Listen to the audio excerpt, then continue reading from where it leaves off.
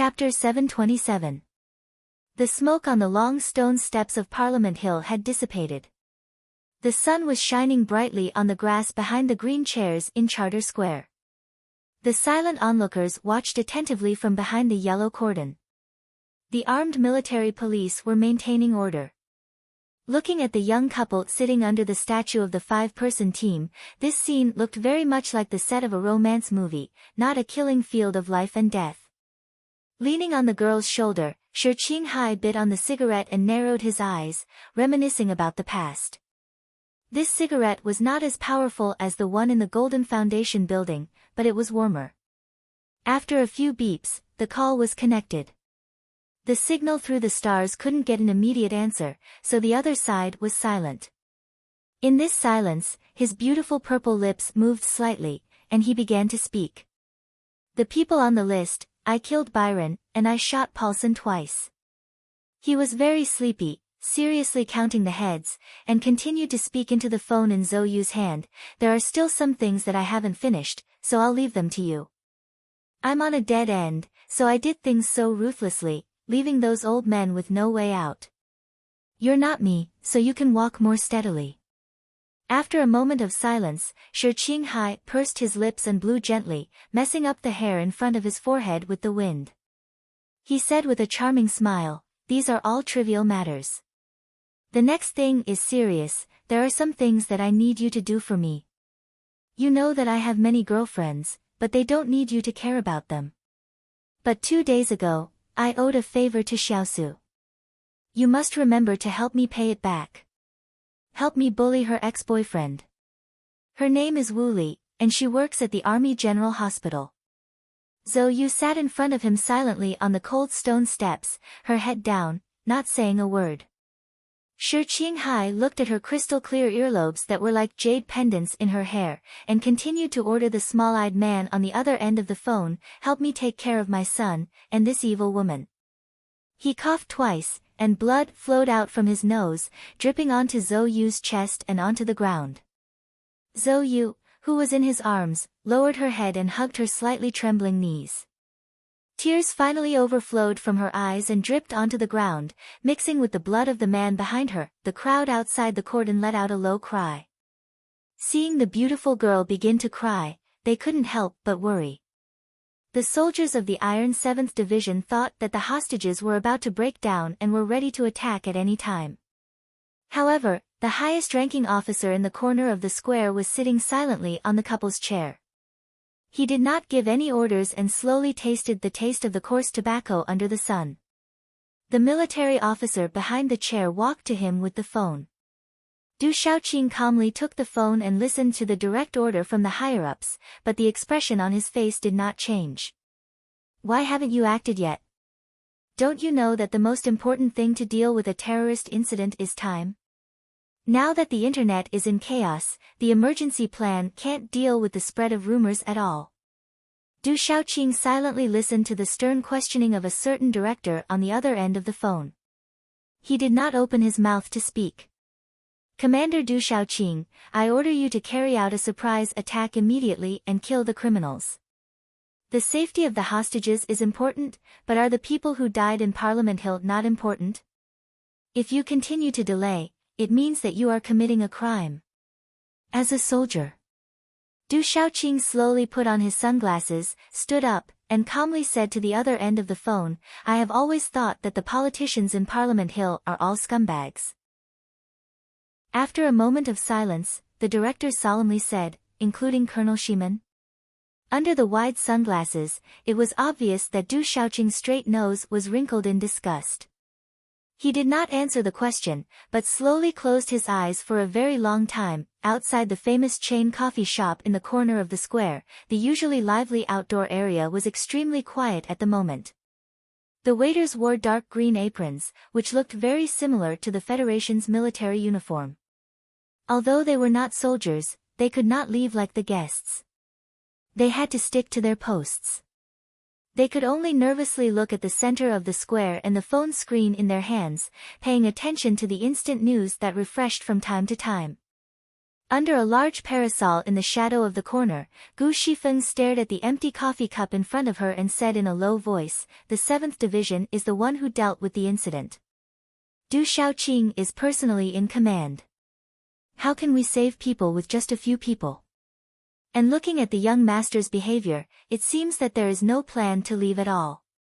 Where can we go to help? Did Da Vinci enter the sewers? Xiong Linquan said in a low voice, the clear water cup in front of him humming.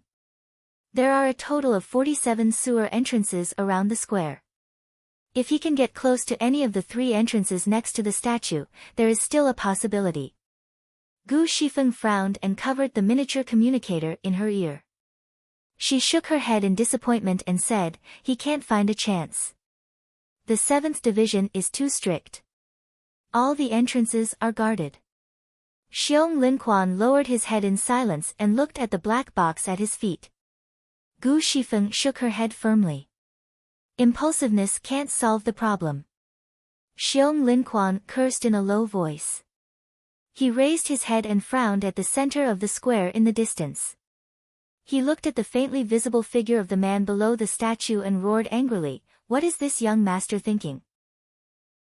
If he wants to escape from the Parliament Hill building, there are many choices. Why does he have to choose a dead end?" The call to the West Woods ended. Shi Qinghai had finished telling that guy what to do. Because of the delay, there was no way to hear that guy's voice. He smiled regretfully and took the cigarette back from Zhou Yu's hand.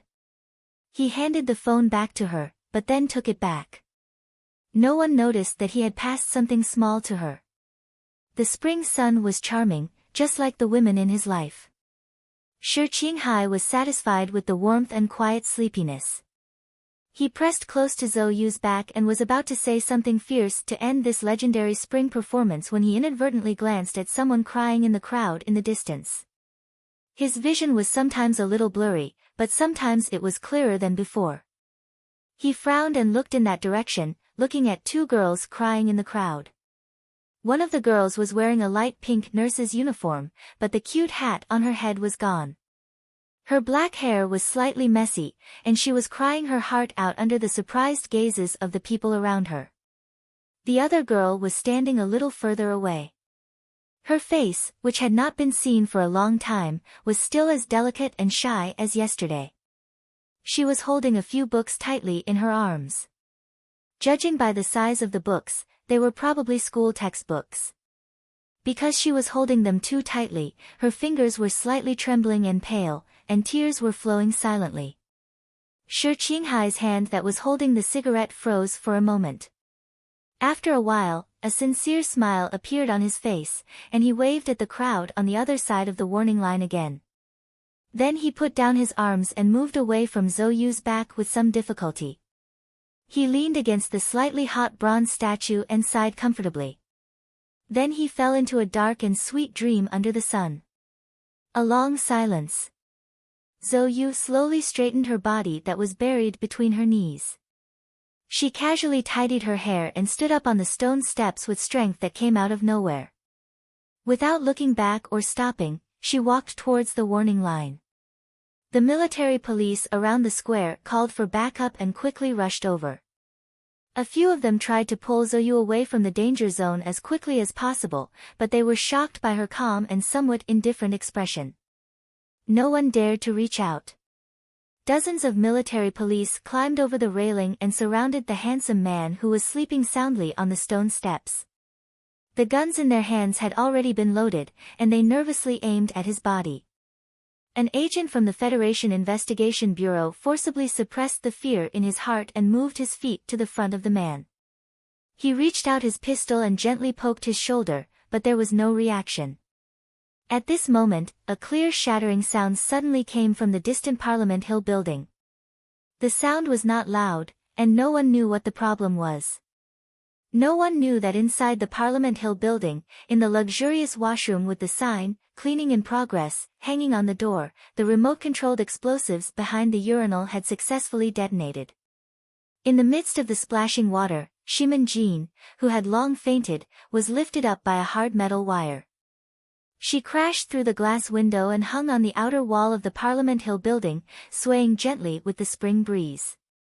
At the same time, 3 encrypted messages that had long been set up automatically activated the transmission program and began to be transmitted to the official residence in the West Woods and to an office in the Parliament Hill. Shi Qinghai had died. After her death, she had become an exclamation mark hanging outside the Parliament Hill building. Because of his promise, there were some things that he wanted people to see. In the Charter Square, the military police silently looked at Shi Qinghai, who was leaning against the stone steps and sleeping soundly, and slowly put down the guns in their hands. He opened his palms comfortably. Suddenly, a voice rang from the phone in his palm. The guy who was far away in the West Woods shouted loudly, "Hold on." He did not hear this sentence. He quietly and happily closed his eyes. The cigarette between his left fingers was still burning stubbornly, slowly burning the 3 numbers into ashes. Then they fell into a deep sleep under the sun, in the spring scenery. The police lights flashed again. The sound of sirens and ambulances mixed together was incomparably sharp. Zhou Yu sat in the back of the ambulance with a gray blanket draped over her. There was no trace of expression on her tired face. She did not hear what the doctor beside her was saying at all. She held the little thing tightly in her right hand and calmly looked at the 2 girls who were still crying in the crowd in the distance. Back then, she was a budding seedling that was showing off in the spring breeze. This bunch of seedlings was tall and straight and restrained. It was always pleasing, but not eye-catching. After the death of her fiancé, Park Ji-pao, she returned to her hometown in S3 to relax. However, she was still depressed. When she returned to the beach in S1, she met a man who was as warm as the sun. She accompanied him, or he accompanied her, through the loneliness of that small island. Then they parted. She did not fall in love again because of her dead fiancé and him. She became a teacher. A few days ago, she received a call that made her extremely happy and sad. She carried her teaching materials and prepared to go to the foundation of her friend, Nan Xiangmei, to discuss the education of orphans around the mountains. In the end, she was extremely happy and sad when she saw him in the square. She watched as he smiled at her and then parted again. Her name was Miao Miao. When close friends or family members called her name, they would only think of the 2 words, Miao, in their hearts. The man on the island would only dotingly call her, Miao Miao. She was abandoned by her ex-boyfriend who hoped to become a doctor, but she did not give up. She cutely and naively thought of revenge instead of getting back together. She was kind and full of fantasy. She once imagined if a Federation agent suddenly came to her like in the movies. Would a romantic story happen? Every time she thought of this, the cute freckles on the bridge of her nose would be exceptionally bright. Then, this story really happened, but it ended so abruptly. She saw the television and ran to the square. She saw him smiling under the sun. Then, she saw the black bag being pushed into the ambulance and began to cry. She did not know who he was, what he did, why he had to meet her. She did not know why she cried so sadly. Her name was Huang Li, a nurse in the Army General Hospital. She was a very kind girl. Her name was Zhou Yu, the mother of his child. Above. Chapter 728. Parliament Hill was attacked, and several members were shot. Many Special Task Force agents and Federation Investigation Bureau officers who were in charge of security were killed in the line of duty. Several officers who participated in the ceremony were seriously injured, and one of them was brutally murdered. The most shocking thing was that the Federation's vice president, Lord Byron, was killed on the spot. Many years ago, the bitter struggle between the 7 major families and the government ended with the former retreating behind the scenes and the latter acquiescing to the former's special status. Since then, the Federation had not seen such a bloody incident for many years. The Federation Management Committee members rushed back to the Parliament Hill building from all over the country. The angry members only took 3 minutes to pass an emergency bill, mourning the victims of the incident. They also attached a citizen's letter to the Federation. In the letter, it was written that no matter what kind of vicious attacks they faced and how much blood they shed, the representatives elected by the citizens would always be loyal to their duties and stand on the stone steps of Parliament Hill, even if they were covered in the blood of their companions. The Federation's various agencies entered a state of high alert. The military and special task force jointly controlled the area around Charter Square. The official residence and the relevant departments on Parliament Hill began to channel public opinion. The buildings on Parliament Hill that were bombarded by bullets were temporarily reinforced. Officials from the Department of Health rushed to the hospital affiliated to the Capital University to monitor the treatment process. The Federation Investigation Bureau set up a case investigation team headed by the director, and the district attorney's office entered the entire process in advance. President Pabre, who was attending the Federation Peace and Reconstruction Memorial Conference in S2, rushed back to the Capital Special District immediately after receiving news of the attack on Parliament Hill. On the spaceship, the president gave a televised speech to the entire Federation, expressing his grief and anger at the loss of his friends and family. At the same time, he also announced that March 22 would be the Federation's day of mourning. In the electronic newspapers and TV programs that were published in advance the next morning, every community in the Federation expressed the most sorrowful feelings regarding the attack on Parliament Hill and the unfortunate deaths of the Vice President and the members of Parliament. At the same time, they carried out the most furious denunciations of the insane terrorist. At 4:40 in the morning, Zhang Xiaomeng, the Green Dragon Mountain official stationed in the capital, had an emergency meeting with the Federation's reporters at the side hall of the Parliament Hill. Her expression was grave as she relayed the statement that Green Dragon Mountain Central Committee had just sent over to the various reporters. In the statement, the Central Committee expressed strong dissatisfaction towards the current Federation Society's irresponsible speculation. They solemnly explained that as early as 3 years ago, Green Dragon Mountain's anti-government army had already expelled this terrorist from the Pure Revolutionary Army. Moreover, they presented the relevant electronic documents and meeting minutes as evidence. The pale baby flowers on the lawn of the president's official residence were beautiful, but these beautiful colors of spring could not be seen in the top-secret meeting room deep underground. On the circular screen were the commanders of the 2nd and 3rd military regions, followed by President Pabre, who was still on his way back. Due to the war with the Empire, the commander of the fleet, Admiral Hong Yuliang, did not appear in this emergency meeting. After Zhong Shouhu's death, the commander of the West Woods military region had not been decided yet. At this moment, the dark-skinned President Pabre was looking at the white-haired old man who was speaking in the meeting room with a grave expression. The white-haired old man was the current government's national security advisor. He waved his arms excitedly, as if he wanted to tear the air in front of him apart. Right now, I don't care what the criminal's motive is. I just don't understand how he could do such a crazy thing. Everyone, that is Parliament Hill. The people who died were the Federation's vice president and senator. The national security advisor's face was gloomy. The collar of his formal suit was carelessly unbuttoned, and his messy hair was full of traces of sweat. He pointed his finger in the direction of the square diagonally above and roared. Why is the Bureau of Proclamation's response so slow? After the criminal opened fire on Parliament Hill, the Special Task Force had already sent you a location request. According to the standard procedure, you should have been able to locate the criminal's specific location within 12 seconds, and then provide it to the law enforcement agencies at the front line. And the result? Even when Commander Du and his troops rushed to the square, the government still did not receive the location data. The criminal is dead? The question is, how many criminals are there like this? If someone could rush to Parliament Hill and kill the Federation's vice president at will, does that mean that they could rush in and kill all of us in the next moment? Bureau of Proclamation, Special Task Force, Federation Investigation Bureau, I would like to know if you have the ability to deal with such a violent and unreasonable terrorist attack. The director of the Special Task Force stood silently at the door. He was the lowest-ranking person in the entire conference room, and there was no place for him to speak. As for the director of the Federation Investigation Bureau, he sat at the end of the long table with an ashen face.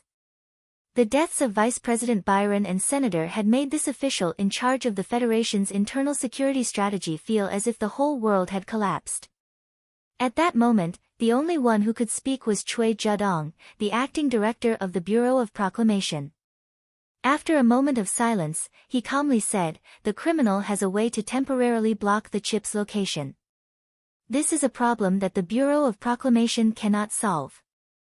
The National Security Advisor stared at him, as if he wanted to say something, but he was wary of the Bureau of Proclamation's special status, so in the end, he did not say anything. "Then we'll solve it." Li Jiedu, who was sitting at the front of the long table, suddenly broke the silence and said with a serious expression, "Some problems always need to be solved." Walking out of the president's residence, Li Jiedu waved his hand to stop the orderly from opening an umbrella. He squinted his eyes and looked at Parliament Hill in the distance in the light spring rain. After nearly half a minute of silence, he asked the officer behind him for a cigarette, which was very rare. He clumsily and awkwardly inhaled 2 puffs, and was a little uncomfortable from the choking. He shook his head and couldn't help but look at Parliament Hill again. His feelings were indescribably complicated. A magnificent era was about to unfold in front of him, and his most firm and mature political partner was buried underground because of Shi Qinghai's simple and violent attack, and he would never see the real victory again. How could there be so many missed opportunities in life? He swallowed the gloomy sadness in his throat and prepared to leave by car. Suddenly, a subordinate officer came up to him with a strange expression and whispered a few words. The spring rain of the 72nd year of the constitutional calendar continued to fall. It was not violent, but it lingered on and annoyed people. Li Zidao, who was also the commander of a military region, received a transfer request from Silin in the night rain. Inform Colonel Su Lu that his request has been rejected. General Li Jiedu's gray eyebrows mixed with the raindrops, glowing with tenacity in the night. Tell him that he is a soldier, a real soldier, and will never be affected by any emotions. Chapter 729. After Su Lu finished his sentence, he held the phone tightly and waited for 2 minutes. There was silence on the other end of the phone, and there was no reply. Finally, he only waited for the cold confirmation from the Federal Central Computer. The old house in Wei Tu district was like sunlight without a trace of warmth. He sat silently on the chair, holding the cold black H-12 pistol in his hand, and holding Zhong Huiyan's soft and warm hand in his other hand. He didn't know when the little girl came down from upstairs and sat next to him. Su Lu stared at the phone that was put back on the table. After a long silence, he felt that he couldn't take it anymore. He closed his eyes and leaned back on the soft chair, then suddenly sat up straight. With trembling fingers, he took out the blue cigarette box and took out a 37 brand cigarette. He took a big puff until his lungs ached and he coughed again and again. Zhong Huiyan, who had just finished washing her hair, looked at him with melancholy and grabbed his hand. She was afraid that he would cough until the whole building collapsed. Feeling the pressure from his left hand, Su Lu smiled and pulled out his hand to rub the little girl's wet and straight black hair. He whispered, "It's okay." Su Lu put out the cigarette and drank a whole glass of ice water. He rubbed his nose, picked up the phone, and dialed a number. He whispered, "It's like this, Uncle Tian. I need to go back to S1 for some things. Please ask the office to help me make an application." As an active soldier, he must get approval from his superiors to leave his post. Fatty Tian on the other end of the phone should already know what happened, so he didn't react with surprise when he heard his request. He just whispered, "The situation there is unclear. It's not a good decision for you to insist on going back, and I don't think the Ministry of Defense will agree to your application. But I still have to go back. I have to take a look." Su Li's fingers that were holding the phone were a little pale because of the force. He paused for a moment and said, "It's like this, he doesn't have any relatives. After dealing with some of the things that had to be dealt with, Su Lu looked at Zhong Huiyan, who was half squatting on the sofa in a daze. He hid the gun and then went to take a shower. He didn't know what he had messed up, but there was a crackling sound coming from the bathroom. Zhong Huiyan's eyes narrowed like crescent moons as she silently looked in the direction of the bathroom. The hand behind her back gently turned off the real-time news. She roughly knew why her brother had been so irritable earlier, but now he was unusually calm. She raised her head and looked at the ceiling or the sky above the house. She asked in confusion, "Was he talking to you just now?" In the long-wind military base, the whistling autumn wind gushed out from the space below the battleship, sweeping the fallen leaves on the tarmac into pieces. The huge crystal engine group at the rear of the battleship was in a half-activated state. The dark blue light beam was like a fire that had just been born in a furnace. Su Lu, who was wearing a well-ironed Federation military uniform, narrowed his eyes and looked at the base office building in the distance, waiting for the arrival of the pass. Mr. Tian stood beside him with a cigarette in his mouth. His fat body looked like a mass of wet cotton, heavy and full of murderous intent. "You insist on returning to S1. I believe that the Department of National Defense shouldn't have any problems, but you are a member of the 17th Division, which is directly under the jurisdiction of a military region. The Department of National Defense can't directly interfere with the transfer of this level. It's like this. I have already called to confirm that the military region didn't approve my application. Even the ministry didn't agree. They think that I should stay here and finish the negotiations and experiments." Su Lu lowered his head and looked at the gray surface of the military boots. He said in a low voice, "But I have a public holiday, so I used it in advance. This is not a very good reason, and I believe that no one in the capital ring wants you to go back at this time." Mr. Tian frowned, and 2 lines of ink suddenly appeared on his white steamed bun-like face. He said in a deep voice, "Regarding this matter, I can't help you too much. I have to stay and help the commander keep an eye on his foundation. I have never thought of pulling a team from the Westwoods military region to fight a war." Su Lu shrugged. Now that the war in the Empire was continuing, the Federation transferred a large number of troops from the Westwoods military region to the Empire. Now, the troops that could be controlled by the old house were only a few forces, including the 2nd Rapid Response Brigade. Suddenly, Fatty Tian said, "You should know about the commotion I caused in Philadelphia back then. Yes, I am a very casual and even arrogant person, but I know very well that there are some places that I can't touch, so I kicked all the training halls in Philadelphia, but I have always kept a very safe distance from the training hall that the Lees often go to." With his hands behind his back, he turned his head and looked into Su Li's eyes worriedly. He said slowly, "The Lees of Philadelphia have never offended me, and I don't have the guts to offend them. Most importantly, there is no need to do so. This time, a lot of important people in the Federation died, including Byron." Fatty Tian continued, "Most of the people on the list you got from investigating the ancient clock case died on Parliament Hill. Except for the people in the military who were lucky enough to survive, all the factions in the government have been wiped out. Even if you rush back to S1 now, where can you vent your anger?" Su Lu knew that Fatty Tian was thinking for him. After a moment of silence, he explained in a low voice, "Uncle Tian, it's like this. I explained last night that Shi Qinghai doesn't have any relatives over there, so there has to be someone to choose a grave for him." Listening to his usual calm explanation, Mr. Tian didn't know why, but he always felt a little depressed. It was just like many years ago when he watched his young comrades leave the battlefield, and then he and the tiger smoked cigarettes, drank wine, and sang songs in the red and yellow autumn forest. It was very calm, but in fact, it was very sad. After the two of them sincerely asked each other to do something, the tarmac fell into a state of silence until the Major General in the base office came to them on a rail car. "I'm sorry, Colonel Su Lu, your application has not been approved.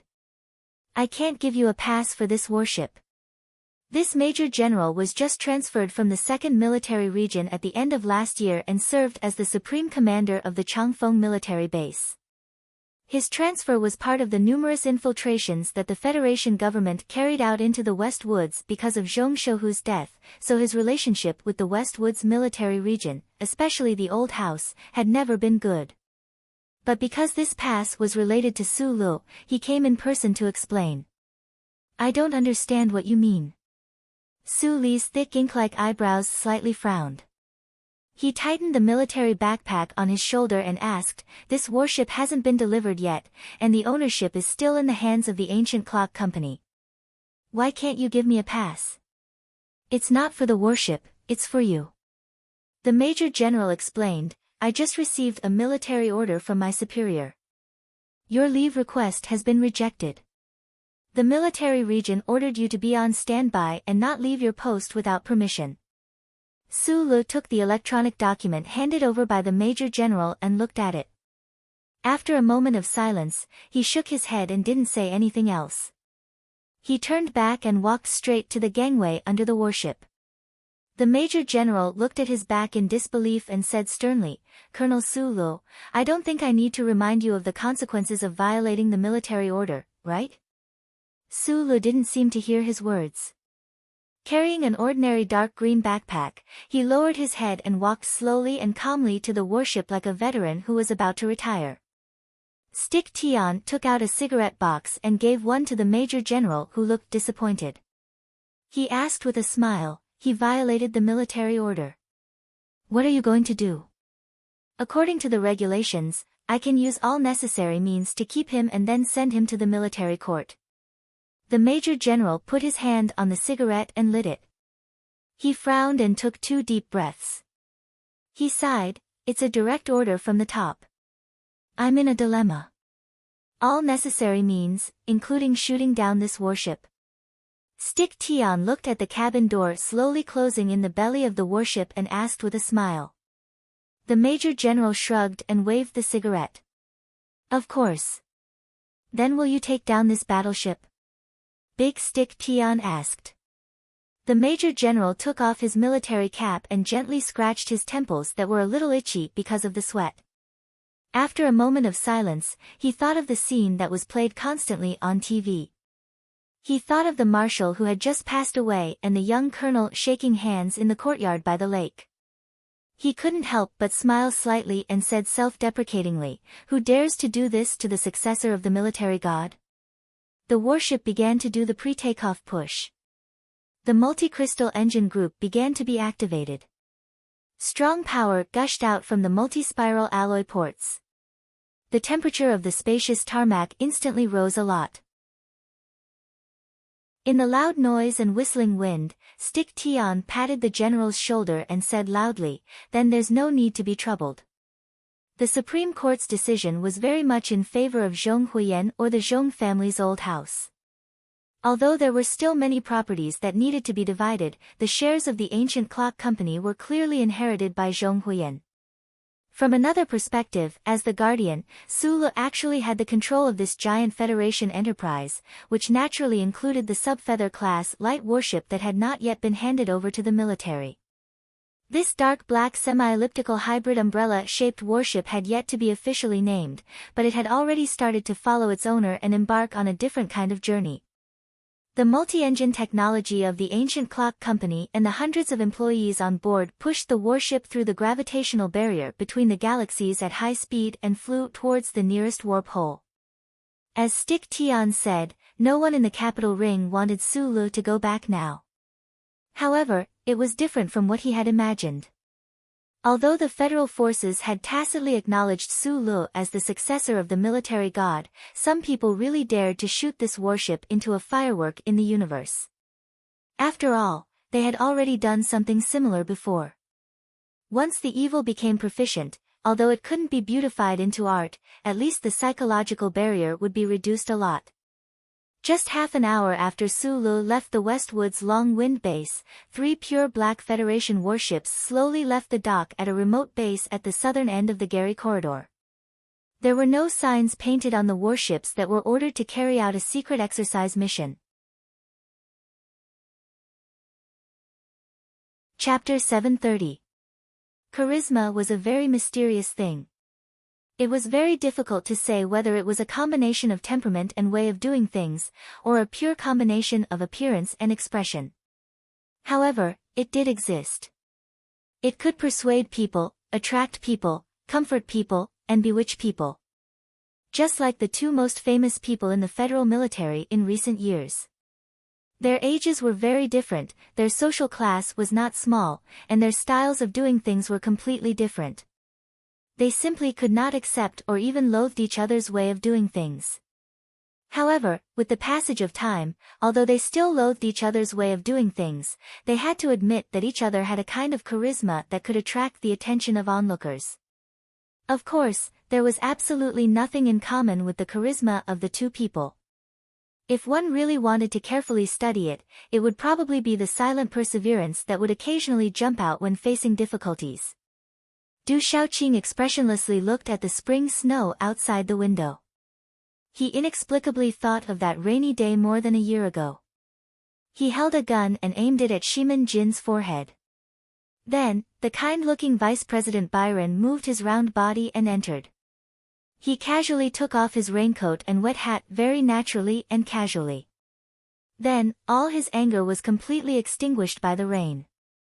Now, the kind-looking Vice President and Shimin Jin were both dead. They died on Parliament Hill. At this moment, another person appeared in his office. A person that made Du Shaoqing feel a little tired, a person that he did not want to face. General Li Jiedu, chairman of the Federation's Joint Chiefs of Staff and commander of the 1st Military Region, calmly looked at Du Shaoqing behind the table. His hands steadily crossed in front of his stomach. He said, "Back then, when I introduced you to the association, you very directly expressed to me that in many aspects, you did not agree with my father's tactical philosophy." Du Shaoqing looked at the sunglasses on the table and did not say a word. Li Jiedu calmly looked at the other side of the sunglasses on the table and continued, "But I know very well that you have always maintained a certain degree of respect for my father. As a child, saying such words is somewhat awkward, but I think this is the truth." Du Shaoqing's gaze was focused and not chaotic. He said in a deep voice, "The marshal is truly a role model for soldiers. Shaoqing has spent his life learning. I don't have my father's charisma, nor do I have Mr. President's charisma. In fact, I've always thought that I was just a very ordinary military instructor."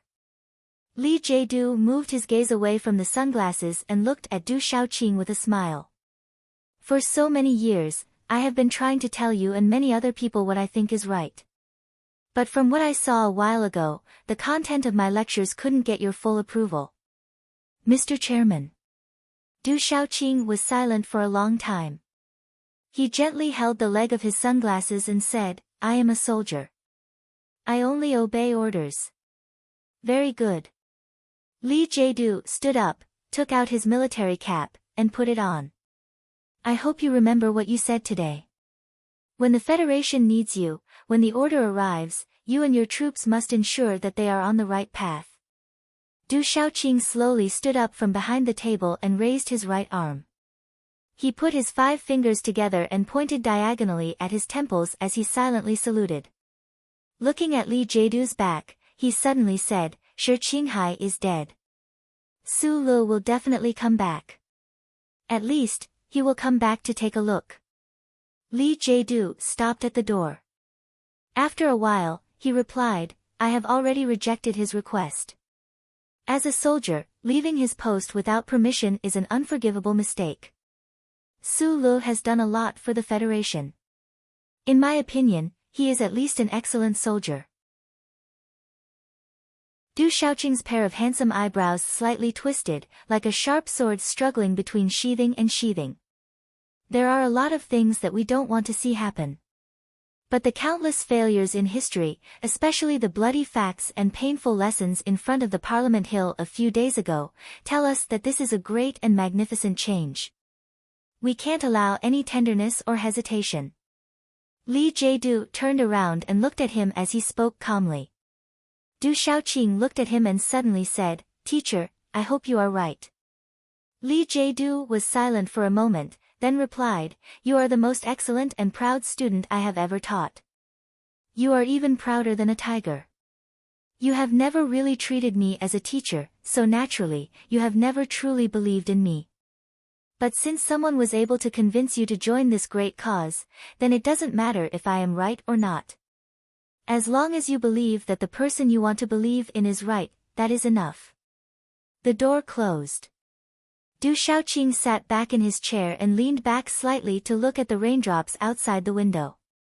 There was an indescribable sense of loss between his handsome and cold brows. For the sake of that perhaps great goal, he and his troops had already retreated along certain lines. Where would they end up in the future? Would it be a bottomless abyss? After leaving the Iron 7th Division's office building in the capital, Li Jiedu did not go home.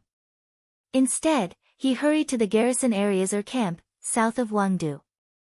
The 17 mechanics who had returned from the front lines were stationed at the 1st Military Region's southern base. Many of the high-ranking officers in the division headquarters were instructed by the Department of National Defense to gather at our camp to receive the relevant imperial language and cultural education. Among them was the new 17th Division's commander, Yu Qinghai. "Uncle Yu, how could I trouble you to come out personally?" Li Jiedu looked at his old friend who had specially come to the main entrance of the camp to welcome him. He quickened his pace and took a few steps forward, then extended his hands. Commander Yu Qinghai smiled and did not say anything. Then the two of them had an extremely long conversation in the camp's office. Because it was a private meeting and did not involve any important military matters, there were no records.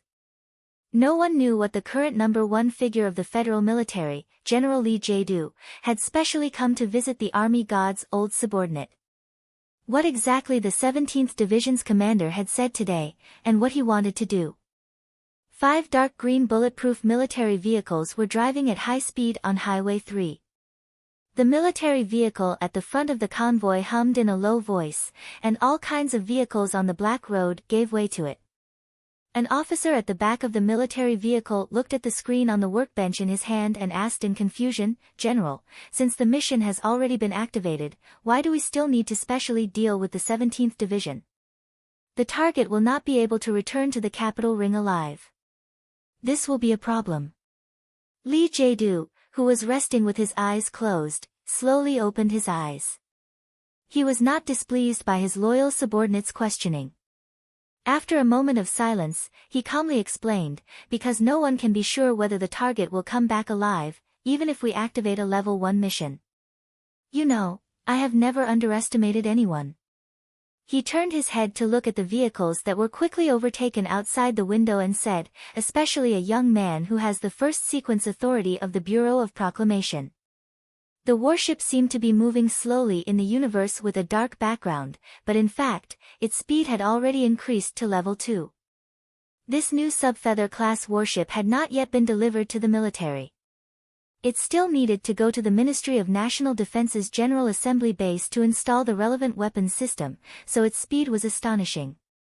In only 27 hours, it had already shaken off the gravitational pull of the Westwood system, passed through an auxiliary torsion hole, and began to dock with the Federation's Space Inspection Station.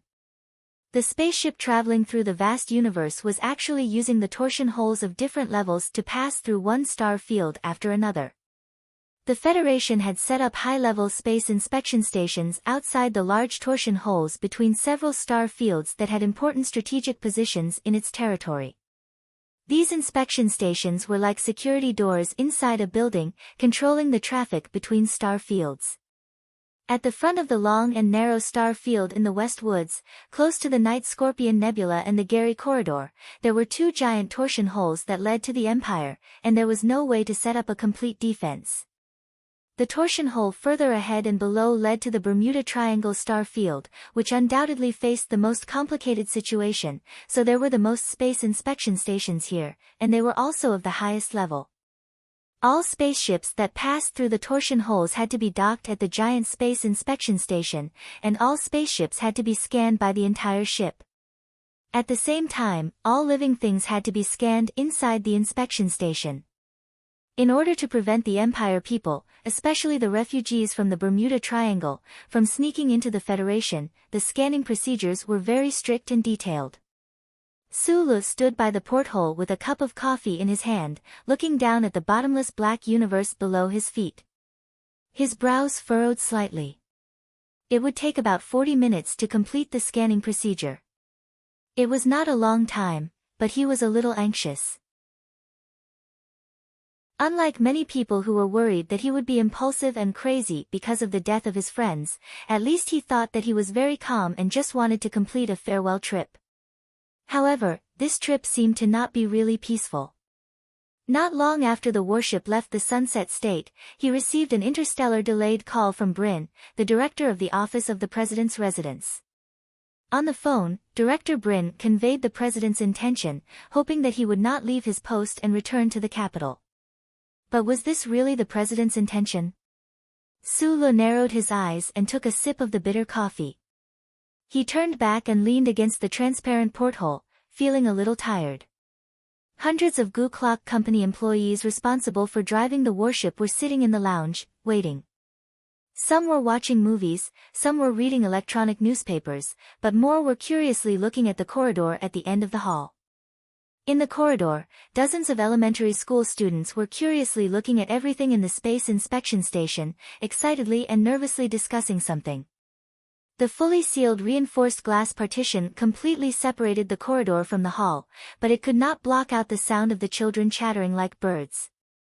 The elementary school students walked into the transparent operation room at the end of the corridor one by one. A sharpened Type 2 mechanical arm quickly installed strips of metal bracelets on the children's wrists. Sulu narrowed his eyes and looked at the other side of the transparent partition. He subconsciously rubbed his metal bracelet.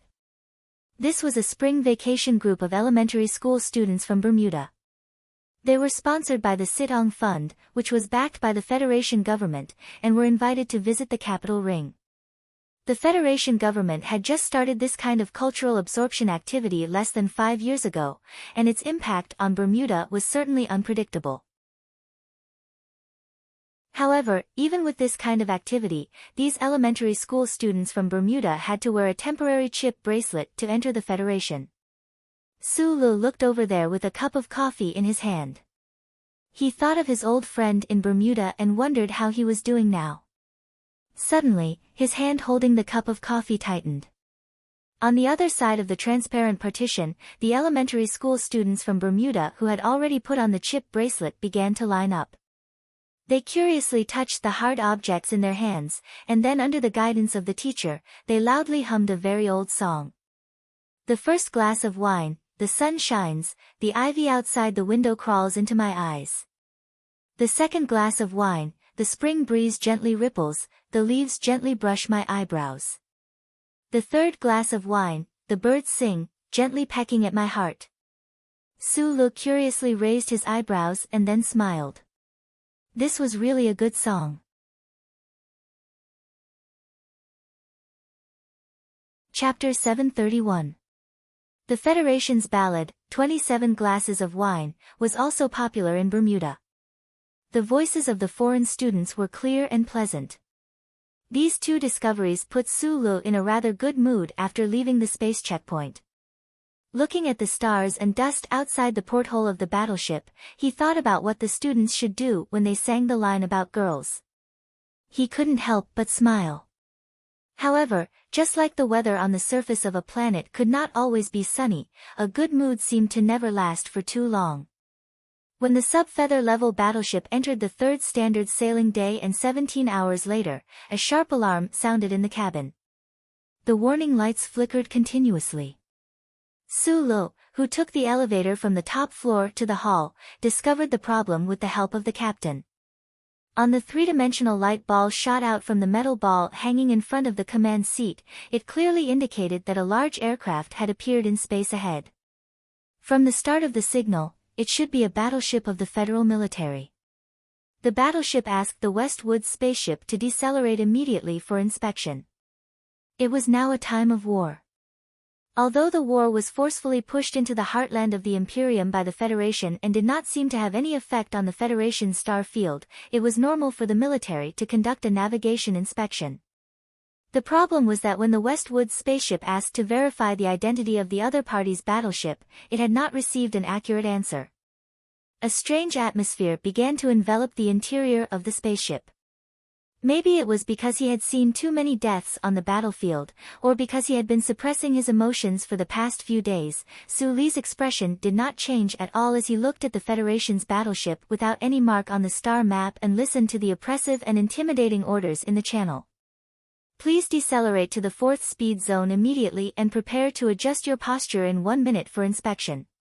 Please note, this is the Federal Fleet's planet swallowing base. This is not a drill, this is not a drill.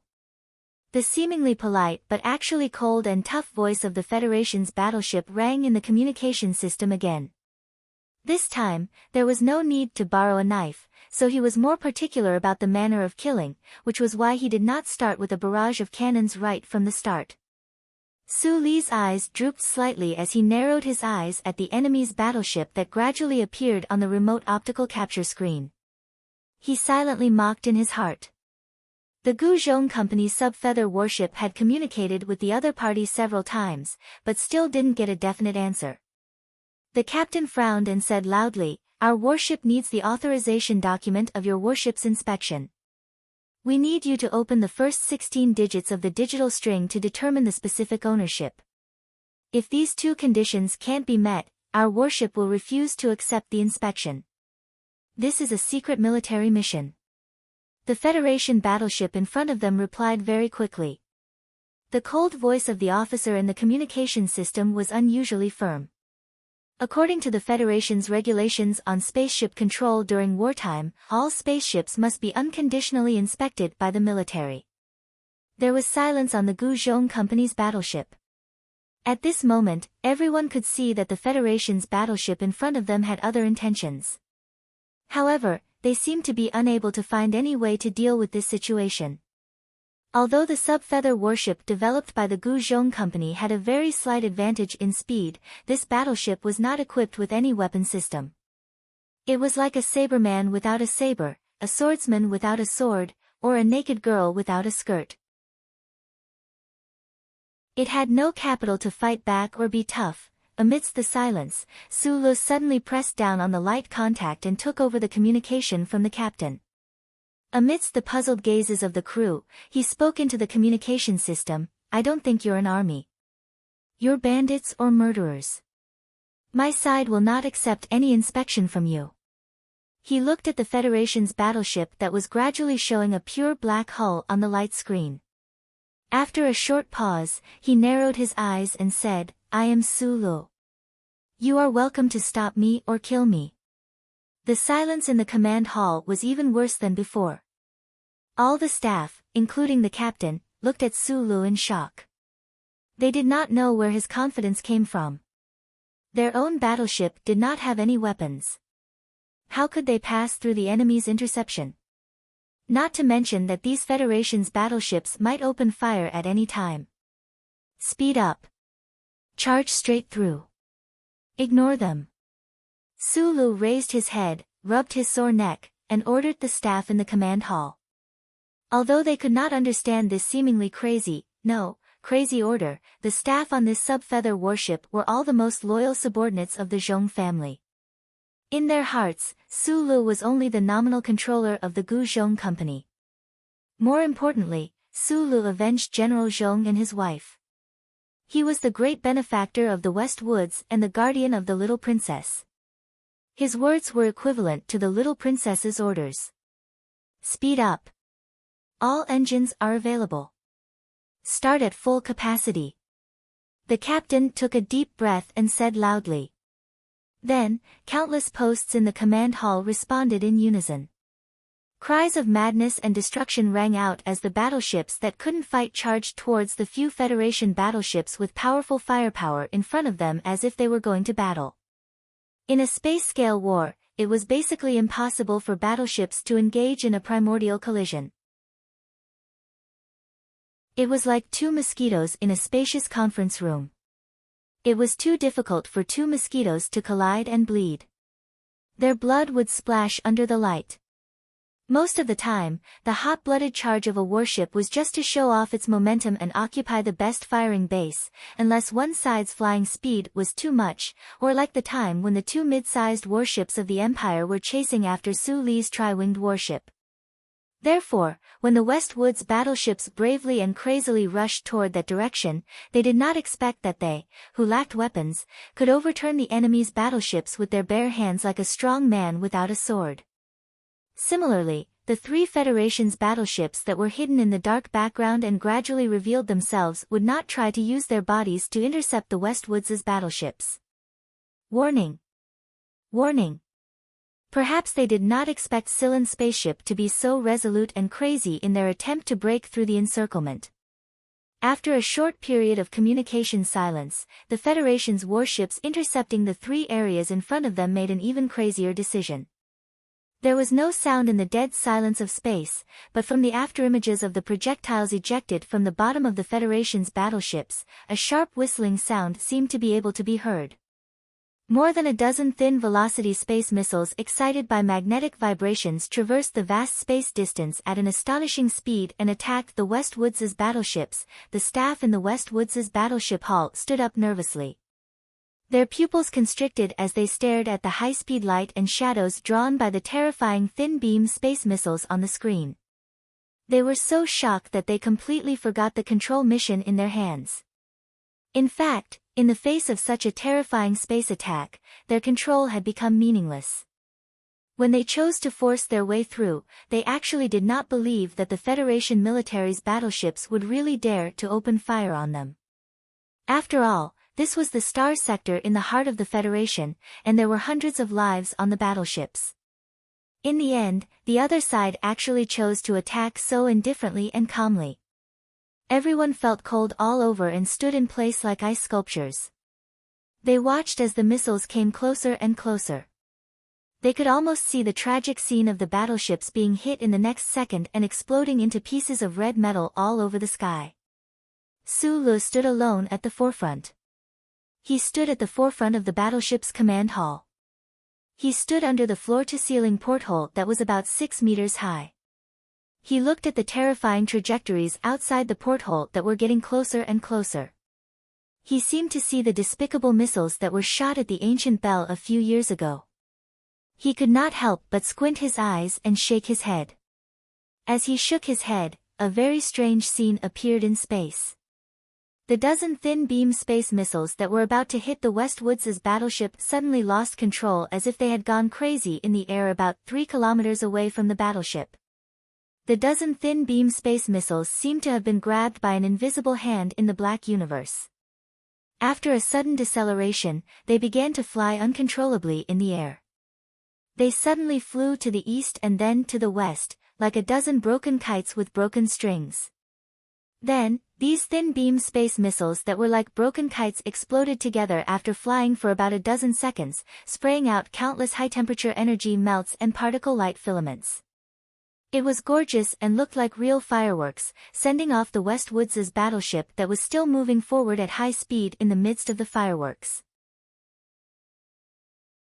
Seeing that death was coming, there was no cheering in the command hall of the battleship that had fallen into despair. Those loyal employees of the ancient Bell Company stared at the holographic screen in a daze.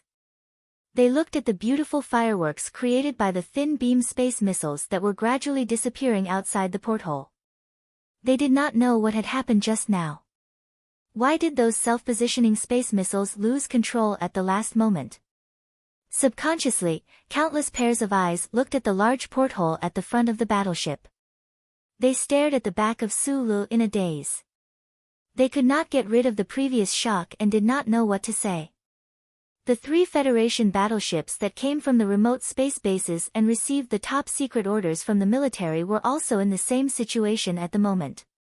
The resolute and solemn expression on the faces of the Federation officers had long been replaced by shock and stupefaction. They looked at the feedback image on the holographic screen in disbelief. Looking at the damage assessment data, they could not believe that this was a real world. Colonel Man-Gue, who graduated from the first military academy, felt that his body was stiff and could not move, just like all his subordinate officers. The Federal fleet had always looked down on the ground forces, especially in the eyes of a battleship commander like him who was specially trained. Even a so-called Federation hero like Su Lu was not worth mentioning. The main force of the Federal fleet was now deep in the Empire's battle. He firmly believed that although his 3 battleships were not enough to run rampant in this star field, there was no difficulty in intercepting or defeating the enemy. In space, no matter how strong an individual was, it was absolutely impossible for them to withstand a casual attack from a giant battleship. However, after a moment, he woke up. He forcibly suppressed the panic in his heart and roared an order with a hoarse voice: "Prepare the mecha to storm."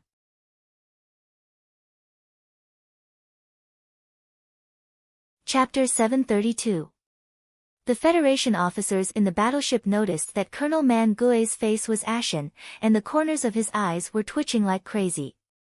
They knew that he was in an extremely bad mood right now. This was easy to understand. No matter how determined a soldier was, after seeing the strange scene of the space-time bomb scattering in all directions and exploding into useless fireworks like a kite with a broken string, they would probably fall into some sort of inexplicable uneasiness. This kind of thing that could not be explained by logic was usually accompanied by a strong sense of fear. Immediately after, an even more shocking thing happened on the battleship. Following the command from the command center, the mecha room on the battleship began to prepare for forced entry into the battleship. There were several anxious and panicky reports coming in. Fluid injection program failed. Repeat, fluid injection program failed. Rear bracket unable to expand, auxiliary wings automatically falling off, unknown reason, warning. Release hatch remains closed, life support system indicator blinking warning. The center of the battleship was divided into 15 release cabins in the ejection zone of the battleship. The communication system was filled with all sorts of nervous reports. Even through the thick armor, it seemed like the anxious curses of the pilots in the cockpit could be heard. The release hatch has been opened, but the rear bracket has yet to expand. My MXT is still fixed on the base. An elite pilot of the Federation stared at the cabin door that was gradually opening on the screen. He looked at the deep and beautiful universe and listened to the sharp warning sound in his ears. His eyebrows were twisted in fear as he quickly shouted to the technical support department in the spaceship. The MXT he was controlling was still firmly locked on the base by the rear bracket. The life support system that had clearly been successfully adjusted suddenly sent out an alarm. The vacuum space outside the hatch was undoubtedly a hell right now. He pushed up his helmet and shouted angrily into the communication system, "Logistics, you bunch of trash. Hurry up and close the hatch." Inside the 15 mecha release cabins, similar dangerous situations were happening.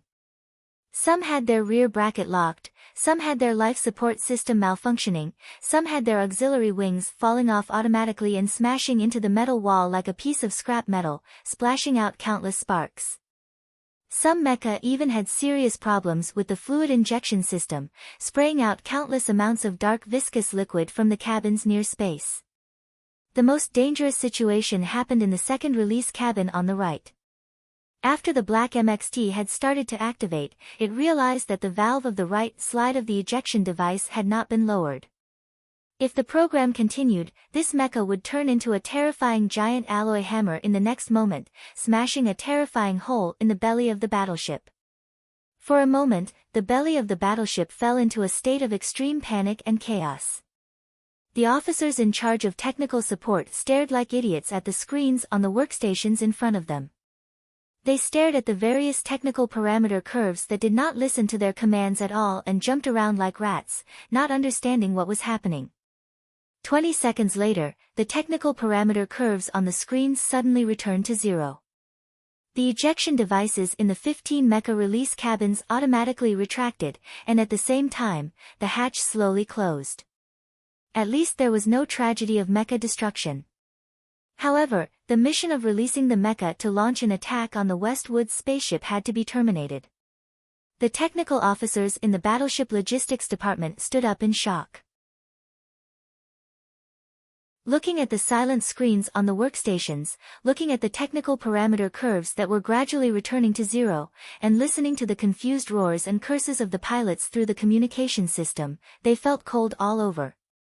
There was no way to explain, so naturally, they could only remain silent. The mecha release of all 3 battleships had failed.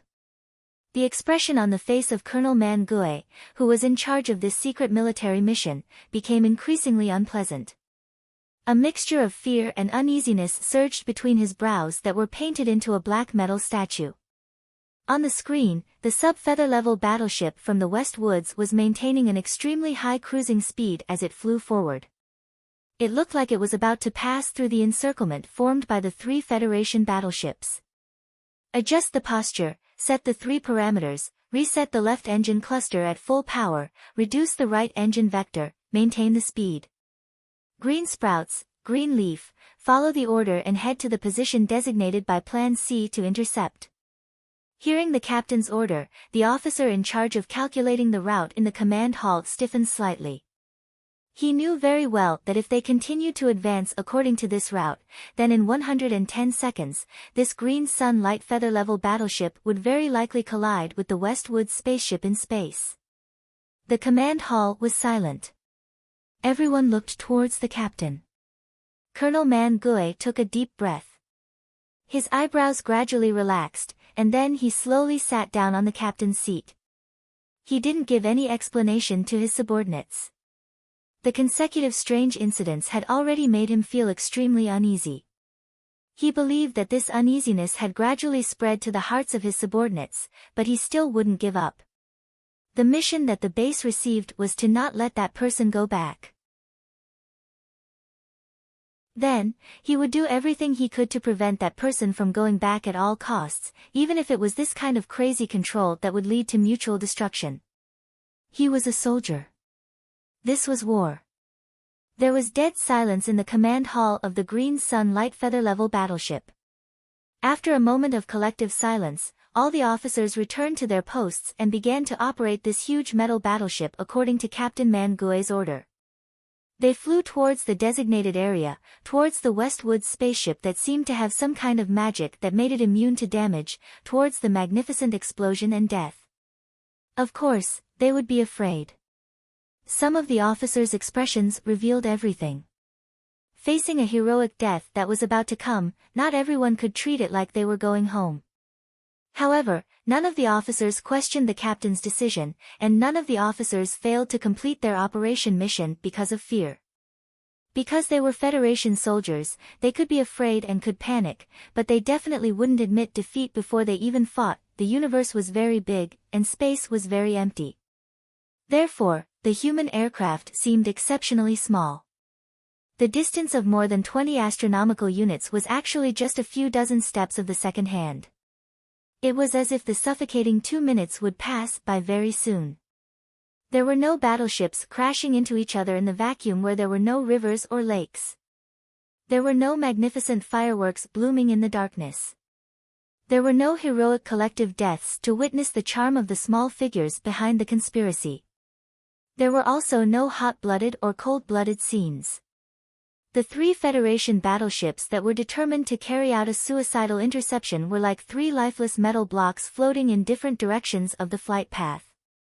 They silently and helplessly watched the Westwood spaceship fly away from their eyes at a high speed, calm, and extremely calm.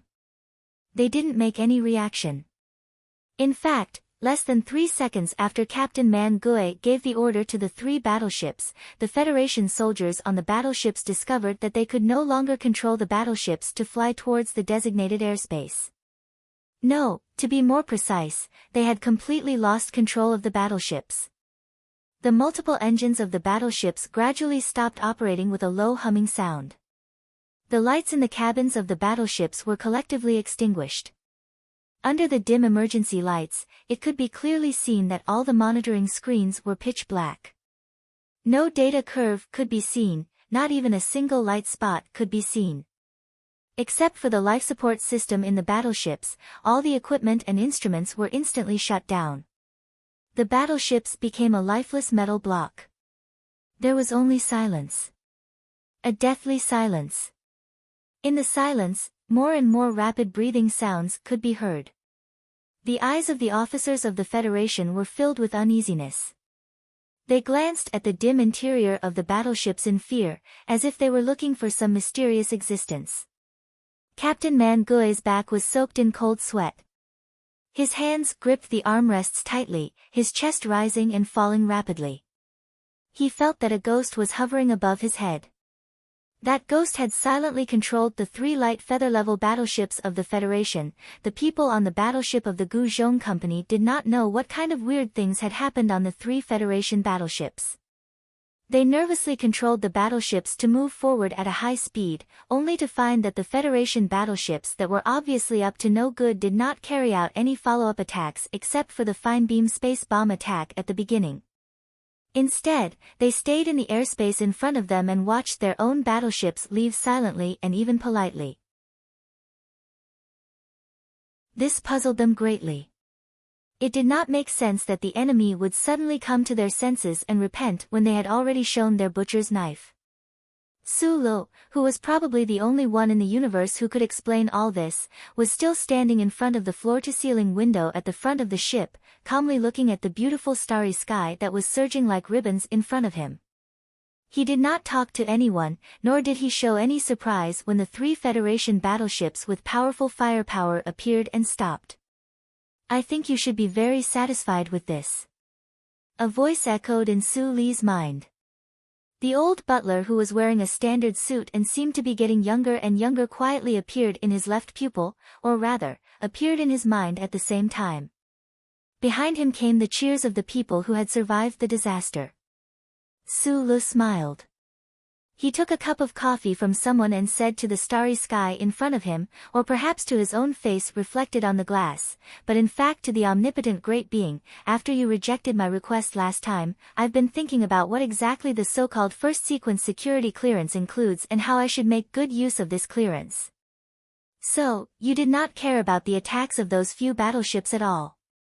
Even when you were waiting for their attack, you did not actively enter the defense or dodge, because you wanted to know what kind of methods I would use to ensure your safety when your life was threatened." After a moment of silence, the Federal Central Computer said, "Because I said last time in the old house in the West Woods that suicide would not solve the problem, you are forcing me to violate certain rules with someone else's gun this time. It's like this.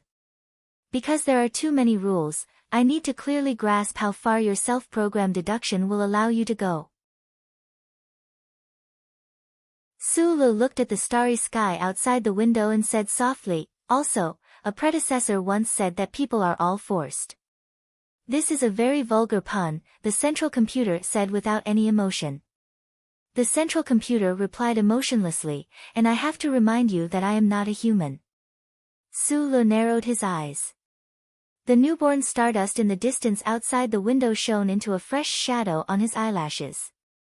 He suddenly said, "In my opinion, you are a person. Although this may sound a bit hypocritical, because with your ability, such a day will not come, but, if one day you are really in a desperate situation like Mr. Sure, I will never leave you alone." He pursed his lips, nodded hard, and repeated, "Yes, it is like this." After a long silence, the Central Computer replied, "Thank you."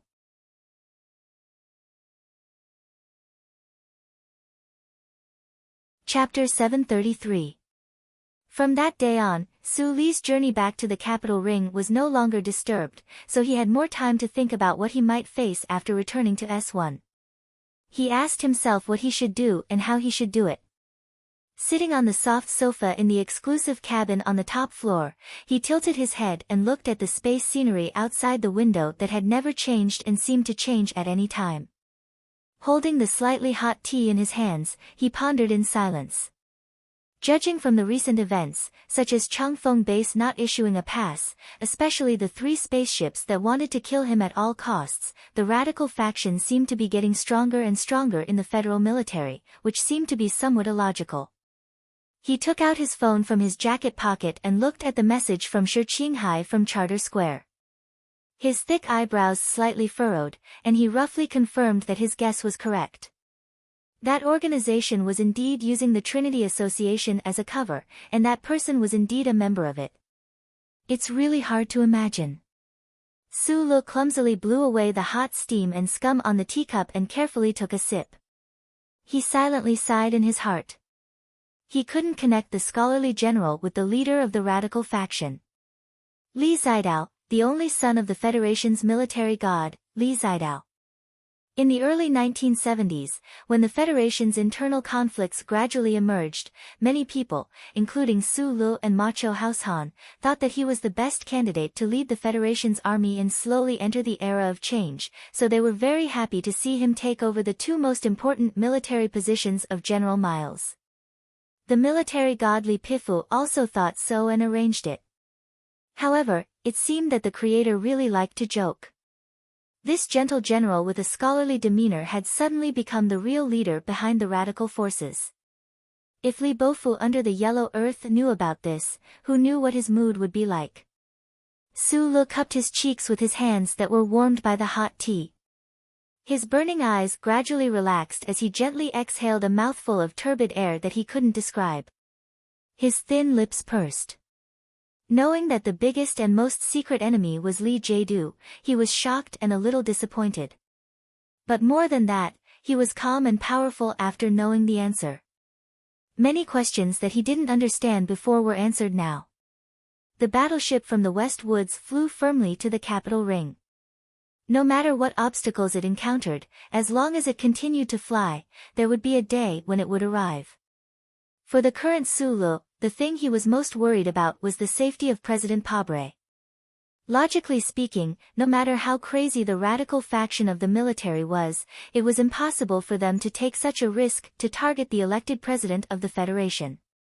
However, Su Lu had seen those people do too many unreasonable things.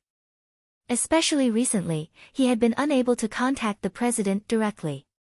He was always blocked in the middle by the office director of the official residence. 4.5 years ago, after winning the election, President Pabre intended to break the old rules and continue to use his private phone to contact his old friends and relatives. However, this effort to be close to the people only lasted for 2 months before it was forced to give up because of the strict security regulations. Any request to contact the president directly would be redirected to the office of the president's official residence. This was where the problem lied. The Federal Central Computer helped Su Lu to confirm the president's safety, and since the president was in the official residence, it couldn't provide much information. Colonel Su Lu, we have arrived at the Old Moon base. We are going to hand over the battleship to the military. What's your schedule? The captain's respectful voice sounded from the communicator. Su Lu was slightly stunned. Outside the window, he saw that the landscape of the Old Moon was already pale and weathered. The airless land was still filled with dense and spectacular black solar collector panels. Above the shallow arc of the moon, a beautiful blue and white planet was suspended in midair. Further away, he could faintly see the trace of the new moon. Thank you for taking care of me on this trip. I have arranged for someone to pick me up. Su Lu calmly replied. Then, he picked up the military backpack on his shoulders. After carefully checking the equipment, he put it on his back and tightened the fiber strap in front of his chest. A few minutes later, he left the sub-Feather-class battleship alone and walked along the deep underground tunnel to the Old Moon base. The underground tunnel, which was made of alloy, reflected a white light, isolating the cold and vacuum of the Old Moon base. It also blocked out all sounds. A few years ago, when I had a trial battle with Mad Manly on the peak of Katy Mountain, I think I walked through this tunnel. Su Lu didn't stand on the automatic transmission belt. Instead, he walked in the deep and empty tunnel with his 2 feet. He listened to the crisp and lonely sound of his military boots as it echoed along the long tunnel. He sighed emotionally in his heart. At that time, I thought Xiao Meng was dead, so I kept thinking about revenge. I didn't want Madeline to win the presidential election, so I went to Nutshell to develop MX. After that, Shi Qinghai finally found out about it.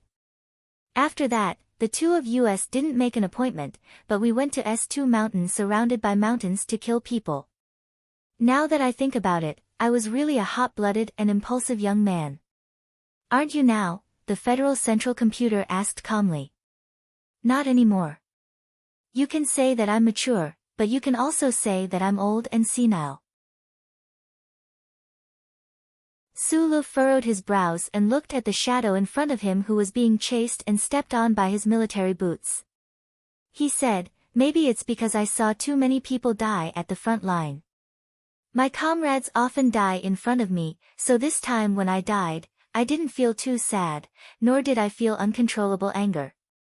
It's like this. I felt that when I looked back at the Imperial Star Circle, I was really just sending him off. Sulu shrugged and said seriously, this kind of calmness even made me feel a little inconceivable and ashamed. The Federal Central Computer replied calmly, according to my observation, your sadness and anger are far beyond what you think. But I haven't cried at all. Sulu suddenly stopped and tilted his head to ask, when I found out that he was dead, I thought I was going to cry. I didn't want little Watermelon to see me, so I ran to the bathroom. But when I looked at myself in the mirror, I didn't feel like crying at all. You did cry, the Federal Central Computer reminded him. I didn't, Sulu shook his head and insisted. The Federation's standard time is 14 days, 7 hours, 37 minutes, 8 seconds ago, at the Westwoods Border Space Checkpoint, when the group of students were singing 27 glasses of wine, a drop of ice slid down from the edge of your left eye. The Federal Central Computer used the most accurate time reversal and image reconstruction ability to make someone fall into silence. After a moment of silence, Sulu started walking in the underground tunnel again. He lowered his head slightly and explained in a low voice, it's like this. I didn't sleep well at that time. The old man was silent for a while and suddenly said, after Shi Qinghai died, you said, it's like this a total of 114 times. Sulu was silent. He hid the sadness in his heart and walked toward the members of Group 7 at the end of the tunnel. The young officer with the backpack came back from thousands of miles away. He stood in front of the porthole and shook his head. Countless bullets flew like broken kites.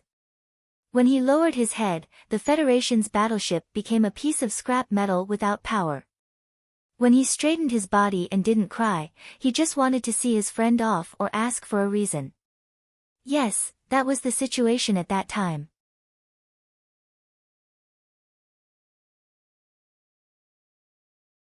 Chapter 734. When Sulu walked out of the underground tunnel and was taken over by He Lei and the other members of the 7th Division, the 1st Regiment of the 17th Division, the 3 battleships from the remote military base, which had been silent for many days, finally restarted with a low humming sound. In the past few days, the 3 battleships that were carrying out secret military missions had lost all of their power. They could only rely on the most basic life support system to maintain the survival of the combatants on the battleships. The 3 battleships were like 3 giant pieces of steel garbage, floating helplessly in space. They could not move, and there was no way to report their desperate and sorrowful situation to the upper echelons of the federal military. When the battleships regained power and came to life like ice sculptures, Captain Mangue, whose hair had turned white over the past few days and whose eyes were sunken and haggard, immediately sent the information back to the capital ring. The West Mountain Hotel in the capital special district was heavily guarded. There were a few single buildings hidden in the dense forest in the southeast corner. One of them was owned by General Li Jiedu, the chairman of the Joint Staff Committee of the Federation. This morning, he finally received the news from the distant space and knew that the interception plan had been aborted. At the same time, he vaguely understood why the 3 battleships had disappeared without a trace for such a long time. He leaned back in the light gray cloth chair and looked at the spring forest outside the window with a calm expression. He was not as nervous as his loyal subordinates. It was probably because he had predicted the worst and was mentally prepared.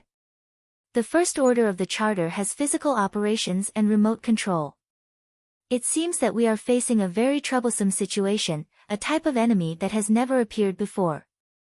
General Lee Jae-do held the phone and said calmly, "During the last meeting, I said that I will find a way to solve the issue of Colonel Su Lee's authority. But before I can think of a solution, I think the Bureau of Proclamation should do its own efforts to control his authority. Director Chui, you are the unquestionable expert of the Federation in this area. I hope you can put in more effort." Facing the 3 Federation Light Feather-class warships, that young officer simply charged over coldly, not even blinking his eyes. He seemed to possess some kind of ability that could cause those fine-beam space missiles to lose their coordinates.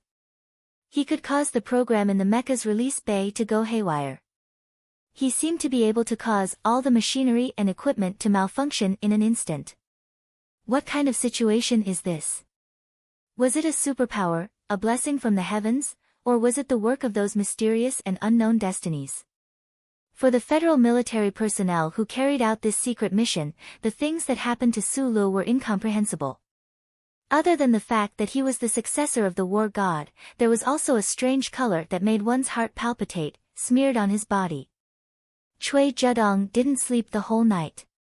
He stared at the straight road outside the Bureau of Proclamation building that could only be entered, but not exited. He maintained his standing posture for several hours. He had vaguely caught the signs of terror hidden in this incident before anyone else. Before Lee Jae-do's reminder, he had already felt cold all over his body, even the skin at the tip of his little finger beginning to numb. Walking out of the office, Chui Zedong poured himself a cup of scalding hot coffee and forced a smile to greet the staff of the Bureau of Proclamation building. He walked towards the ground floor of the Bureau of Proclamation building and walked into his personal elevator. His speed had already surpassed the speed of a fighter jet taking off, but the lights in the elevator still didn't flicker. The Bureau of Proclamation, which condensed almost all of the cutting-edge technology in the Federation, would definitely not make a mistake in such a small area. Chui Zedong stared at the rapidly changing numbers on the display screen. His expression was very solemn, and there was even a hint of fear that was difficult to detect. As the acting director of the Bureau of Proclamation, he wasn't very clear about the core area where the main body of the Federal Central Computer was located. How many meters underground was it? Perhaps the answer could be found in the data, but he habitually didn't look it up. This was because he had a slight fear of heights, and he couldn't adapt to the high-speed underground journey that took several minutes every time. However, today's fear actually had nothing to do with the depth of the Bureau of Proclamation's underground base. The elevator door opened. Chui Zedong lightly inhaled a mouthful of slightly humid air. His eyebrows that had already started to grow silver strands furrowed. Looking at the familiar and spacious core area that looked like an underground palace, he stopped in his tracks, somewhat perplexed. It seemed that he didn't want to go inside. The core area where the main body of the Federal Central Computer was located was a constant temperature artificial condensation layer that was countless meters underground of the Bureau of Proclamation building. Both the temperature and humidity were very comfortable. In addition, a powerful air conditioning system was constantly filtering, cleaning, and regenerating the air. The air in the spacious hall was actually very good. However, due to some kind of psychological problem, most people still couldn't adapt to this kind of atmosphere that was buried deep underground. Fortunately, the Federal Central Computer's information collection and calculation processing didn't require the help of too many staff members. In fact, if it weren't for the strict provisions of the first charter, the Federal Central Computer could completely run the daily program on its own without any input of instructions. Walking out of the elevator and walking through the super-strong alloy paved passage into the hall, Chui Zedong's expression became calmer and calmer, or more accurately, more and more numb. An exaggerated physical barrier about 5 meters thick divided the core area into 2 parts. On one side was the Bureau of Proclamation staff who seemed to be constantly busy, but in fact, they were doing nothing. On the other side was the main body of the Federal Central Computer that had silently guarded the Federation for countless years and had never made a sound. Chui Zedong silently stood in front of the physical barrier. Suddenly, he waved his hand and asked all the staff members of the Bureau of Proclamation to leave.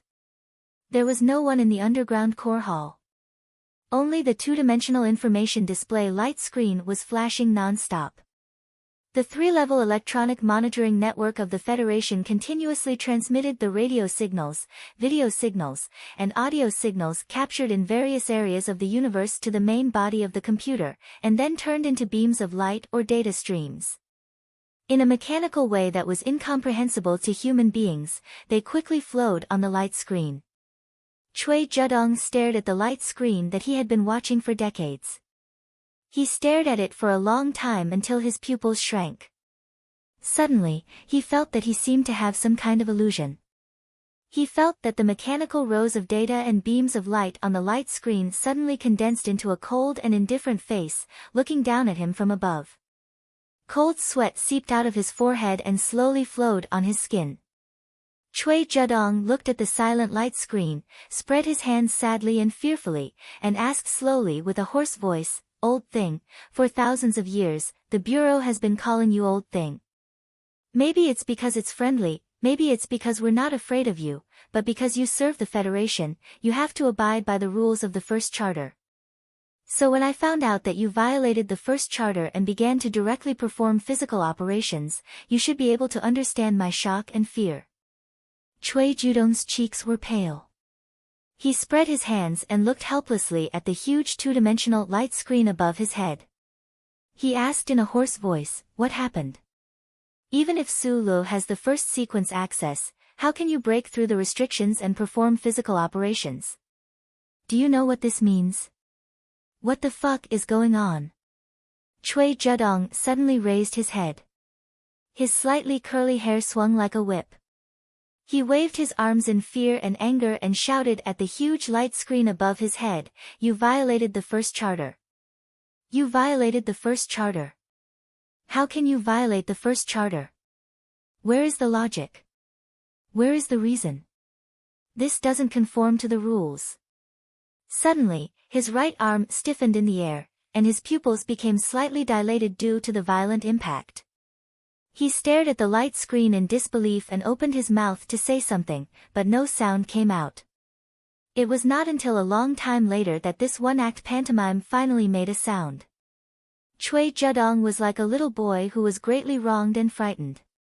He stared at the stable and high-speed calculation sequence on the light screen and said to himself, "Self-consciousness? You have self-consciousness? No, I don't believe it.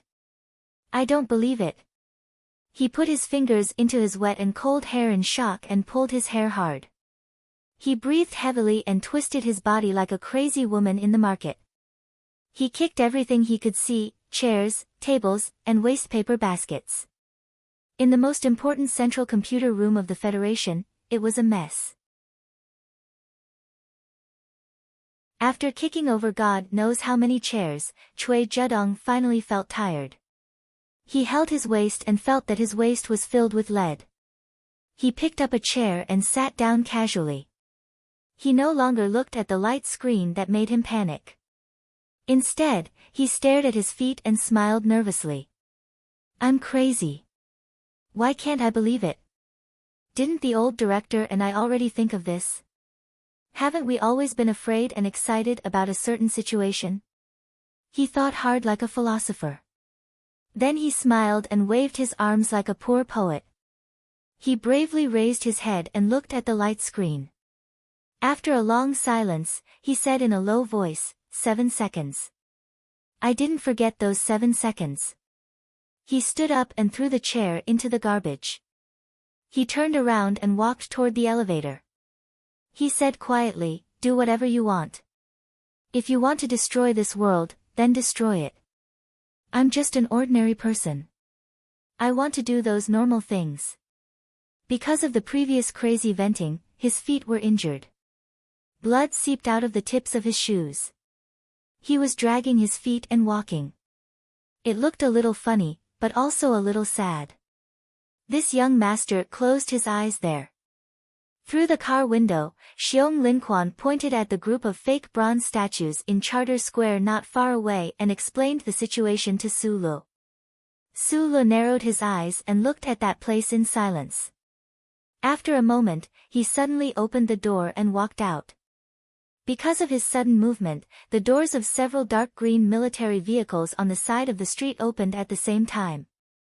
The members of the 17th Division vigilantly surrounded him, separating him from the surveillance of the FBI and the Internal Affairs Department of the Department of Defense in the distance.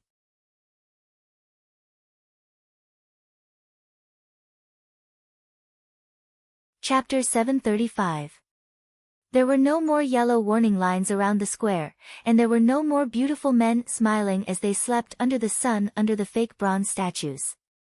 Cheerful children giggled as they ran while dragging kites in the sky. Parents happily and nervously sat by the lawn as they watched. The spring breeze and spring light were bright and gentle.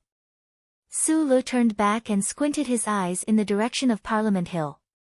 7 to 8 construction vehicles were repairing the damaged stone steps and the main building structure of the building. Dozens of cleaners were using a transparent neutral agent to wash away the burnt black from the bullets.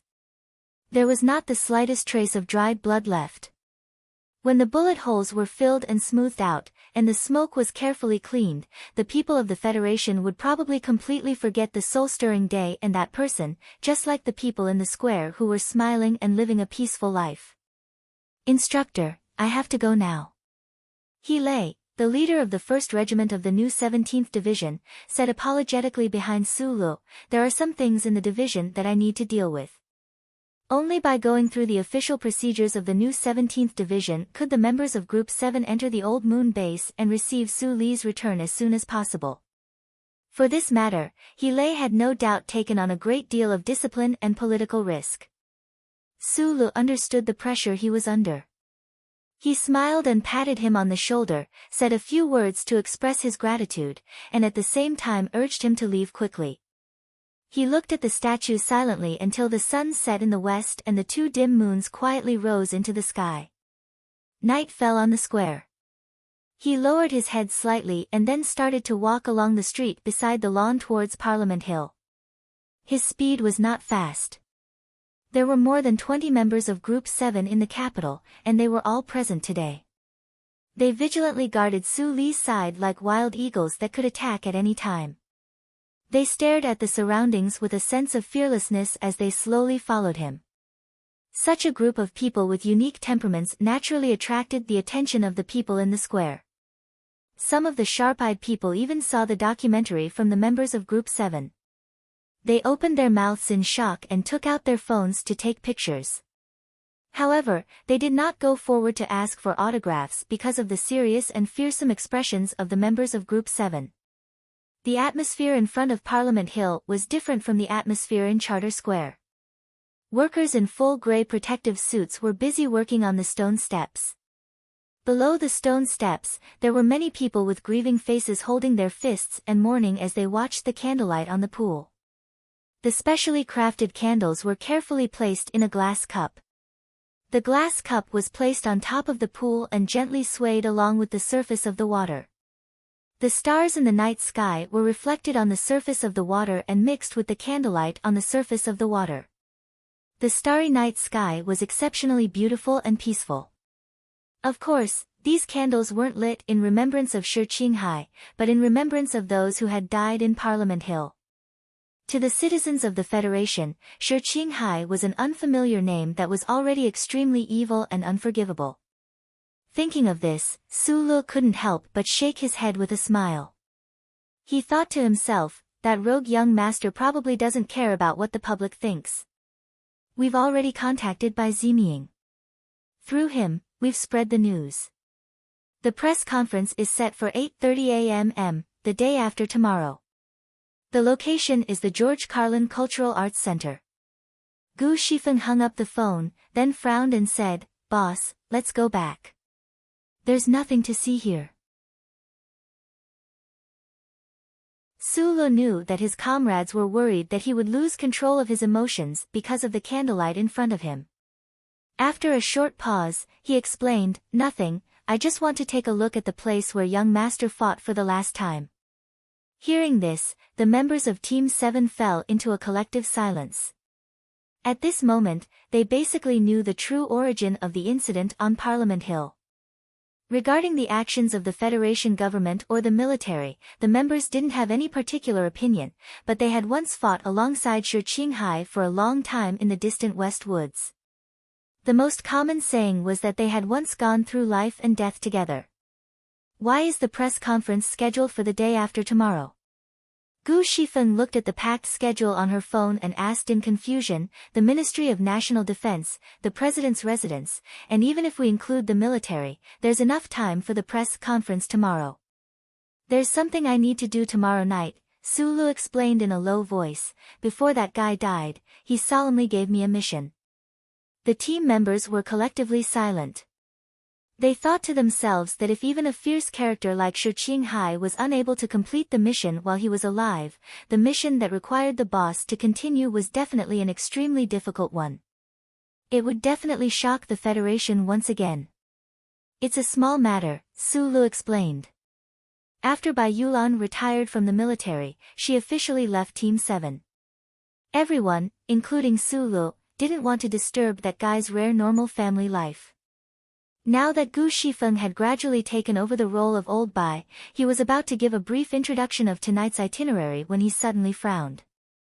A middle-aged man wearing a grey coat walked out of the dark forest on the side of Parliament Hill without anyone noticing. He didn't seem to notice the special aura of this group of people and directly walked towards Team 7. Xiong Linquan, who had a special gun permit, suddenly frowned. He slightly turned the heavy gun case in his hand, and his left hand gripped the special short-handle H-12 under his military uniform. Da Vinci slightly raised his proud and cold face and blocked in front of the middle-aged man.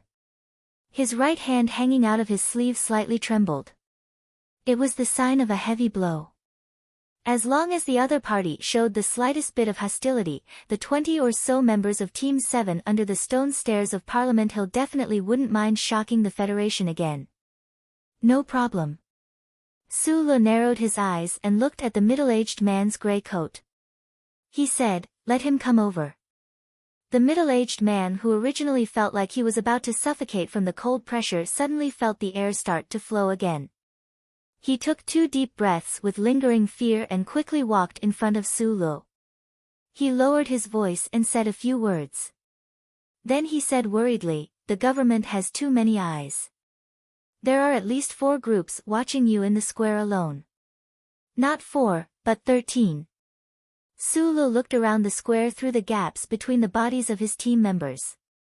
Under the cover of the night and the quiet street lights, the Federation agents disguised as lovers and families, the black SUVs with their identities revealed, and the officials of the Department of National Defense's Internal Affairs Department not far away were all nervously watching him and his team members who had forcibly returned from the West Woods. They were all very professional people, so this member of the Green Dragon Mountains 4 departments only discovered 4 groups. However, for Sulu, who had successfully bound the Federal Central Computer to himself through some kind of desperate and shameless logical reasoning, there seemed to be no secrets from Charter Square or even the Capital Special District to the entire Federation. The couple on the bench, the pair whose breasts are like the tarmac. The agent under the banyan tree who is smiling foolishly and pretending to be a good father. The worker on the stone steps who doesn't even know how to use the spray nozzle. The safety formation of the 7 groups spread out slightly. Sulu stood in place and raised his arm without hiding anything. He pointed at the professionals in different corners of the square. As his finger moved, the Federation agents disguised as lovers, fathers, and workers showed shocked expressions on their faces. They immediately lowered their heads and covered their ears. They were probably in emergency contact with their superiors. After pointing out the positions of the 8 groups of agents, Sulu continued, including the 6 groups on the open line. Take care of them. The couple snuggling together sweetly suddenly realized that there was a huge mountain in front of them. The shadow pressed down heavily. The boy raised his head in shock, wanting to show his anger at being disturbed. However, Xiong Linquan said expressionlessly, "If you want, you can perform a kiss for me." The Federation agent who was playing the role of a good father under the banyan tree looked at his son who was playing games under the mottled street lights with a smile on his face. The finger on his waist quietly cut off the emergency communication with his superior, and he politely smiled at the person beside him. Gu Shifeng, who was standing beside him, rubbed her face with her chubby fingers. She looked at the little boy who was running happily and suddenly said gently, "Why put your family in danger? You may not know, but your superior definitely knows. Before our 7 groups were turned into Federation heroes by your superior, the work we did the most was assassination. We can really kill people without blinking, including very cute little boys." The agent's father's face was slightly pale. He forced a smile and replied, "Then can I leave?"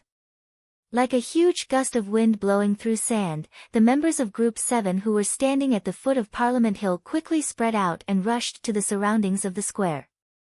They stood in front of the people whom Su Lu had accused of being spies of the government, indifferently, with smiles, with gentleness, and with pride, blocking their sight and intimidating their fragile hearts. Bang! Bang! The doors of 4 black SUVs opened and then closed heavily. The high-ranking officials of the 4 divisions of the Federation Bureau of Investigation glared at the members of 7 groups in front of the cars. They waved their arms and roared, "What the hell do you want?" The members of 7 groups looked at the dozen or so agents of the Federation Bureau of Investigation in front of them like they were idiots. They looked at the government spies with different expressions around the square. There was no expression on their faces. They greeted each other from a distance, gathered together again, and left the square in the dark green military vehicle. Su Li's figure was no longer in the square. In an ordinary alley in the southern part of the capital, it was unknown whether it was the dew at night or the water that seeped out from the houses beside the alley, but the antique limestone floor was soaked. Walking in such an alley, Su Lu naturally thought of the simple courtyard in the slums of the Empire's Tianjing planet, and the kind mother and son. Looking at the electronic information that he had just received, he said softly, "I haven't taken such a long subway ride in many years. Sometimes, when I think about it, I realize that whether I want to admit it or not, I'm no longer the orphan of Donglin, and I'm no longer the little janitor of Yue University. I don't know what your life was like in Donglin, but in my eyes, you're still the little janitor beside the iron gate," Zhang Xiaomeng said with a smile. She wore a light-colored windbreaker that reached her knees today. It gave off a very refreshing feeling. She put her hands in her pockets and swayed naturally with her steps. She still wore those black-rimmed glasses.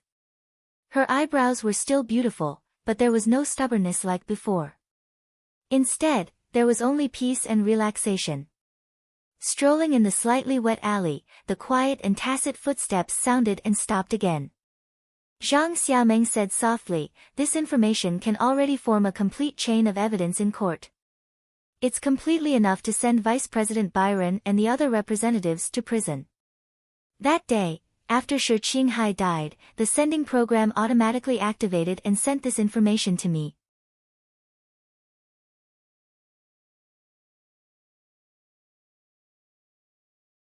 Chapter 736.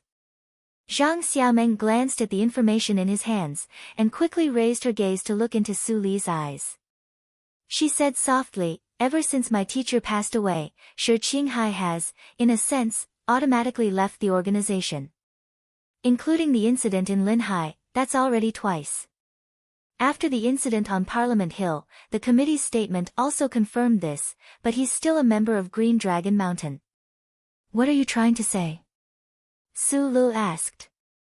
Zhang Xiaomeng smiled and said, "What I want to say is that Shi Qinghai has always acknowledged this identity, and that's why he gave me this very important information.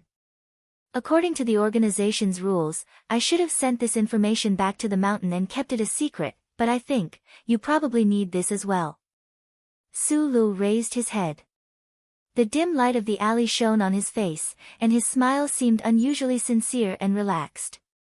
He quietly looked into the girl's eyes behind the lens, and with a hint of emotion, he said, "You're no longer that naive and headache-inducing girl who puts the organization and mission above everything else. This is really good." Zhang Xiaomeng lowered her head slightly, and the strands of hair that flew up from her mane trembled in the slightly damp spring night breeze, just like the scars left in the memories of this pair of first love and their youth that they missed. But Mr. Shi has never put the organization above everything else, so he also gave me a copy of this important information. Su Lu looked at the side of her face and said softly, I just don't understand. Since he already found out what he wanted to find, why did he still charge into Parliament Hill and shock everyone? After a moment of silence, Zhang Xiaomeng recounted the situation in detail, including the spy who betrayed Shi Qinghai. She didn't even hide the dark deal between the committee and the government of the Federation. She knew Su Li's character very well and knew that he needed to know all the details before his friend left. The committee's decision has chilled me and many comrades in the department. The spring night was not yet deep, but the rain from a few days ago and the humidity of the surrounding environment made the air a little chilly. Zhang Xiaomeng hugged her shoulders gently and realized that her shoulders were much thinner than when she was in school. Su Lu walked beside her in silence. He took off his military jacket clumsily and handed it over awkwardly. Zhang Xiaomeng put on the military jacket and felt the warmth from the cloth. She took a deep breath in satisfaction and said with a smile, "Thank you." Under the dim street lamp that hung high in the sky like the third moon, the two slowly stopped. Zhang Xiaomeng turned around and looked at Su Lu quietly. Her calm eyes naturally revealed a look of worry. He was poisoned, so he didn't have a choice. But you are different. I'm not talking about the bright future the government of the Federation promised you, nor the high regard the military has for you. I just hope that you will seriously think about whether there is a better choice before you make a decision. Don't be too impulsive. Okay. Su Lu nodded and replied in a low voice, before Mr. Shi died, I promised him that I wouldn't go crazy. Although he probably didn't hear it, I will definitely do what I promised him. The old military god also gave me very serious instructions before he died. His eyes narrowed, and his expression was solemn and serious. I will do everything in my power and seize every opportunity to win this battle and protect myself. I will make all the enemies stand on this land very unhappy and watch the outcome of this matter. Zhang Xiaomeng smiled quietly. She knew that he would do what he said. Her worried heart finally relaxed. She said, be careful when you go out later. The Federation government is very clear about my true identity. Section 4 of the Federation's Investigation Bureau has been watching me. You are a hero of the Federation who has been destroyed by public opinion once. If you are photographed with me, it will provide your enemies with a lot of good material. Don't worry. No one in the Federation can follow me now. Su Lu was telling the truth, but the feeling he gave was so confident that it bordered on arrogance. It was probably because the truth itself was too unbelievable. Mr. Shi used to belong to Section 4 of the Federation's Investigation Bureau. He frowned and sighed. The government and your Green Dragon Mountain are both called Section 4. This kind of coincidence is really interesting. That guy has been in both sections. He looked at Zhang Xiaomeng and suddenly smiled. Do you know how I met Shi Qinghai? At the time, he was still working in the Federation's Investigation Bureau. He was ordered to go to Yue University to investigate you.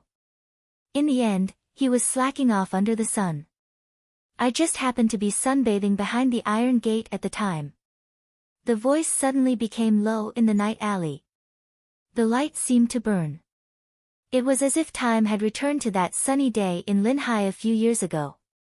There were many ordinary stories that happened beside the Iron Gate of Yue University, but now, it seemed like the characters in these stories were more willing to have that kind of ordinary life.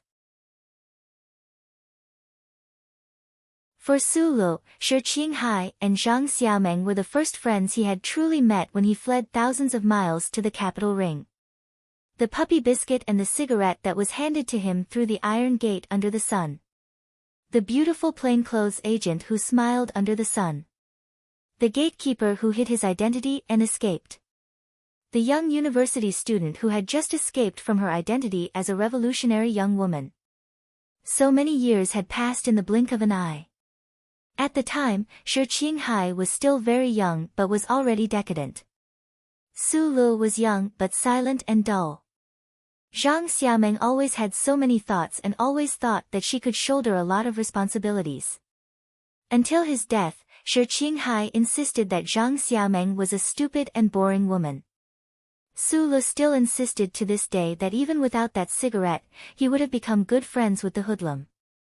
Actually, he was already tired of being a spy. It was only because of the death of his teacher, the fat director of HTD Bureau, that he became spirited again. He once told me that since there was no turning back, then I had to bravely move forward. Su Lu raised his head and looked at the dim street lights above him. However, he noticed that there were raindrops falling down. He could not help but squint his eyes. I don't understand politics. Even after so many years, I still can't completely understand the way you people from Green Dragon Mountain think. However, I know very well that Shi Qinghai was indeed an idealist. Su Lu was silent for a moment.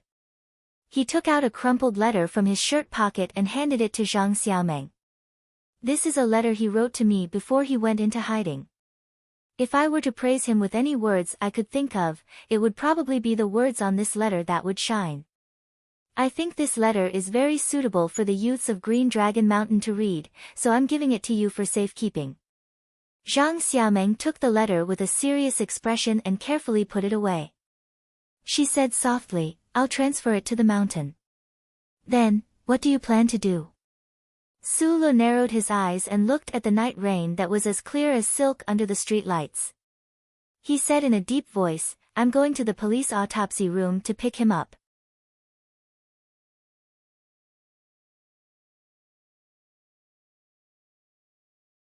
Chapter 737. Su Lu didn't make any guarantees about the worry in Zhang Xiaomeng's eyes. He calmly turned to another serious and important topic. The power on the other side seems to be stronger than I thought. There are some problems with my communication with the official residents. But according to my judgment, Mr. President's silence over the past few days has actually given me enough information.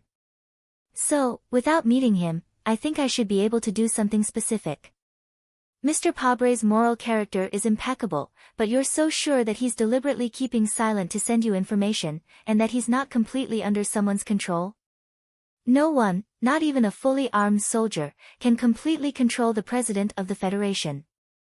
Besides, Mr. Pabre is Mr. Shi and my President.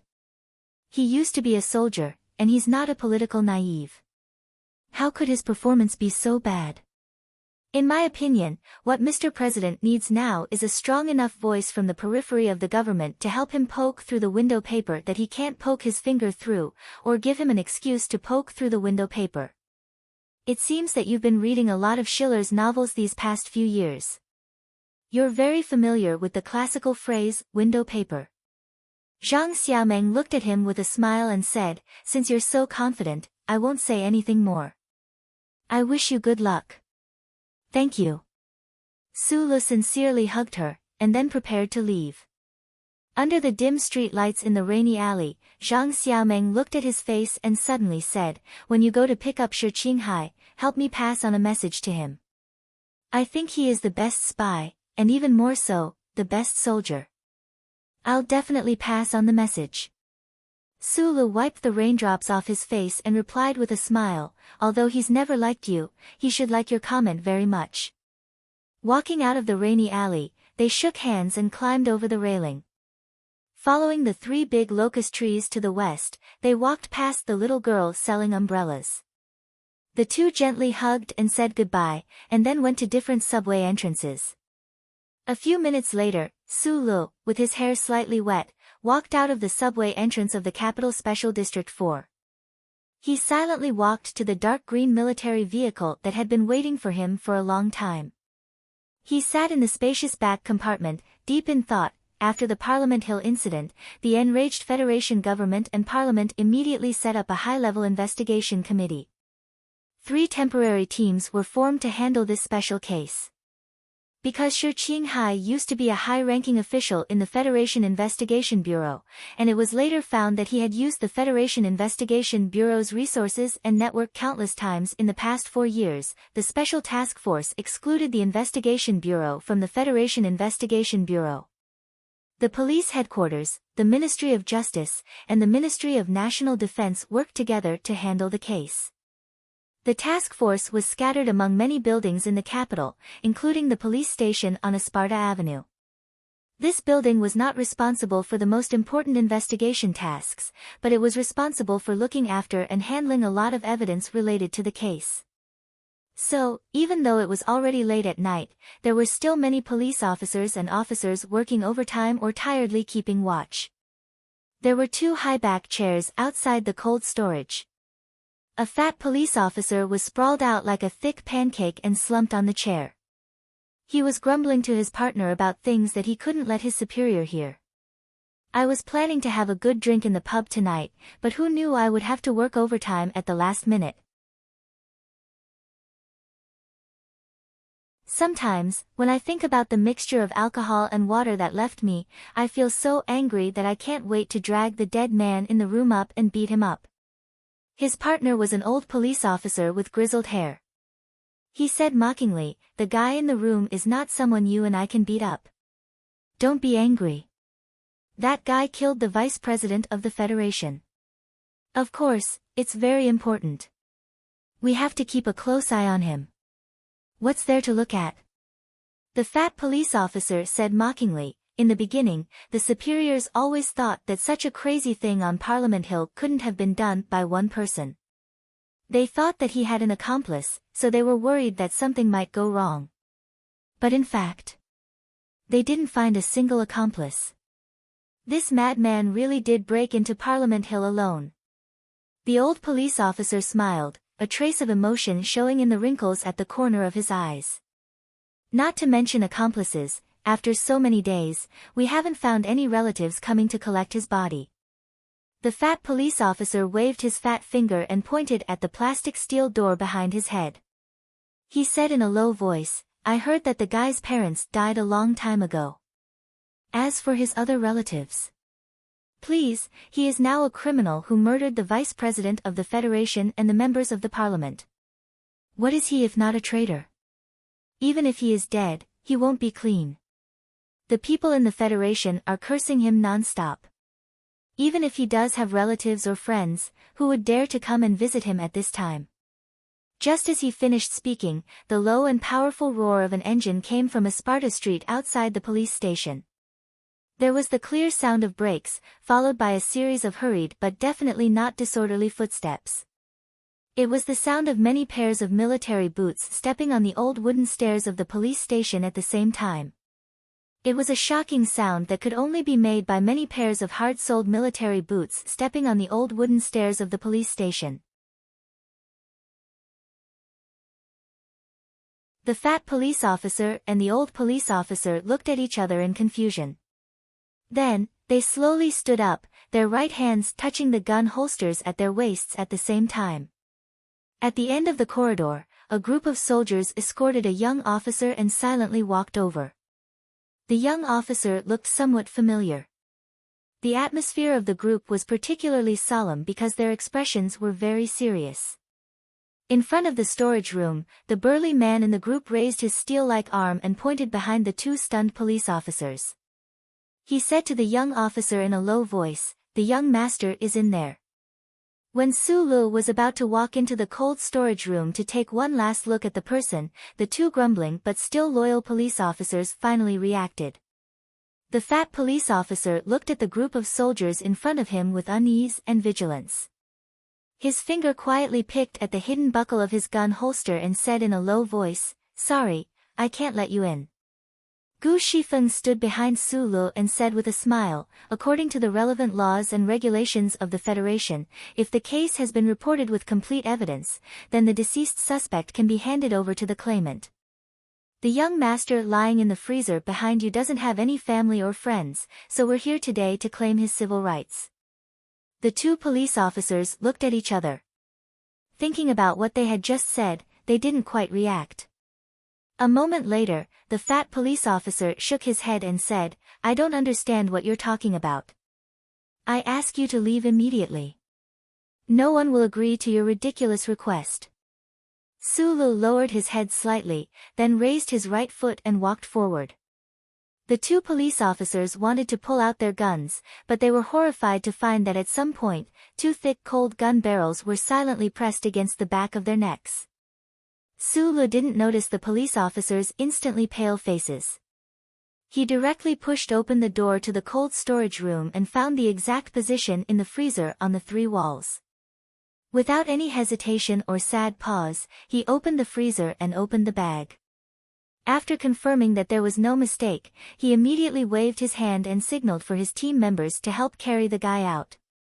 He looked at the pale and quiet face in the bag, narrowed his eyes, pursed his lips, and said in a low voice, "Let's change places. It's too cold here. I'm going to freeze to death."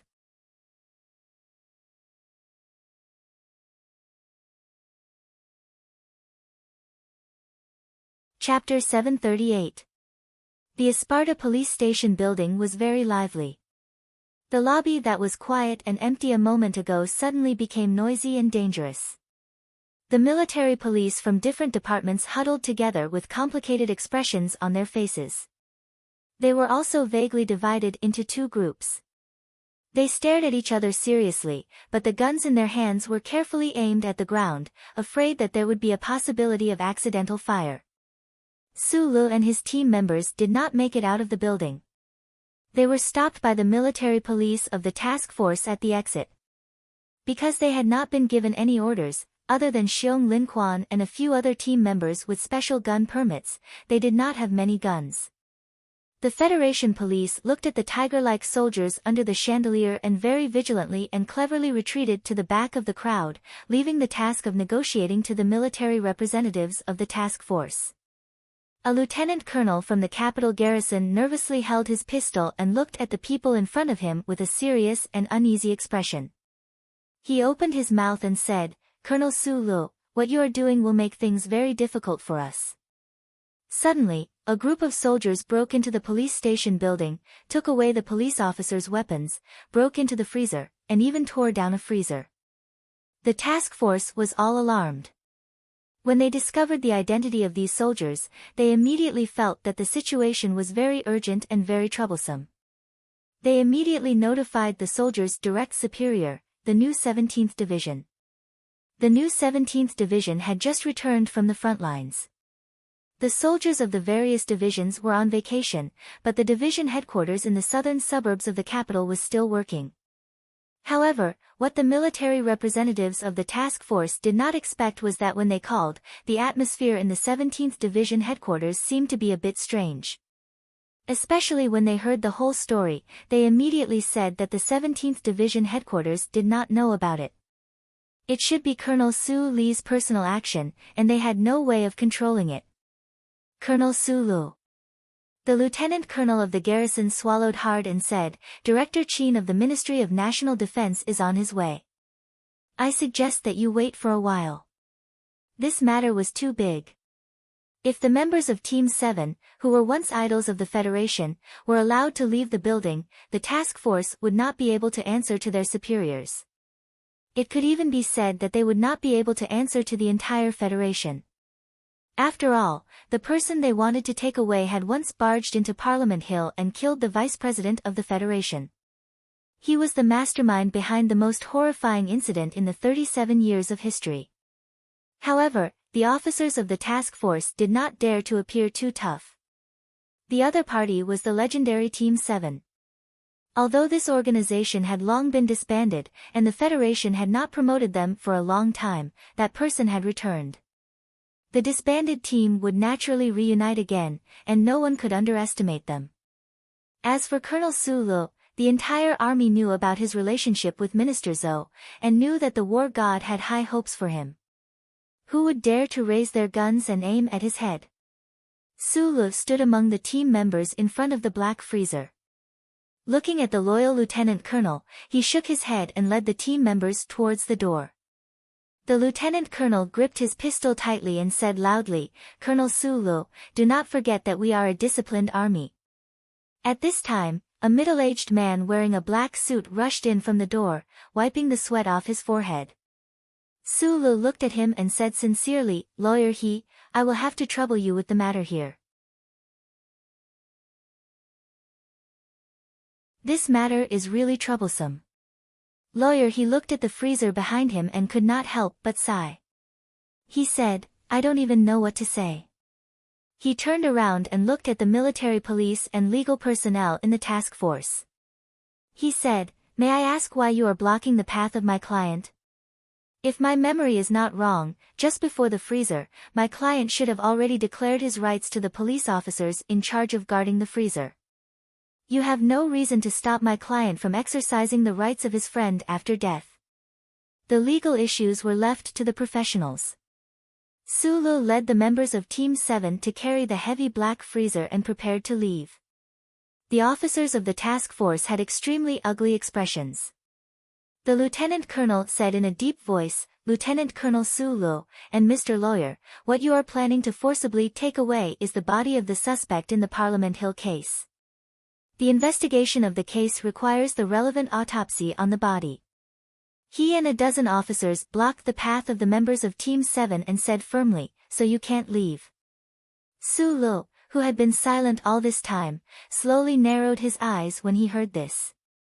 He looked at the officers in front of him and suddenly said, "I want to solve this matter as gently as possible. The so-called rights claim is just that I hope that the task force, which is you, can find a way to stay out of this matter. But in reality, I don't need a way to stay out of this. Autopsy? Do you think I will watch those forensic doctors use a knife to cut open my brother's cold stomach for fun?" Su Li's face was expressionless. He stared at the soldiers in front of him and said seriously, "Is that even possible?" Naturally, the impossible would not happen. In the end, the special task force officers in the police station retreated under the pressure of Sulu and Team 7. They reported this news to their superiors as quickly as possible. They looked at the military vehicles outside the building leaving with a complicated expression, but they did not dare to stop them in any way. Sulu, who was supposed to be presiding over the negotiations in the Silan region, had suddenly returned to the capital. It was likely that the various departments of the federal government would not be able to sleep peacefully on this rainy spring night. No one knew what he would do, and whether he would go crazy.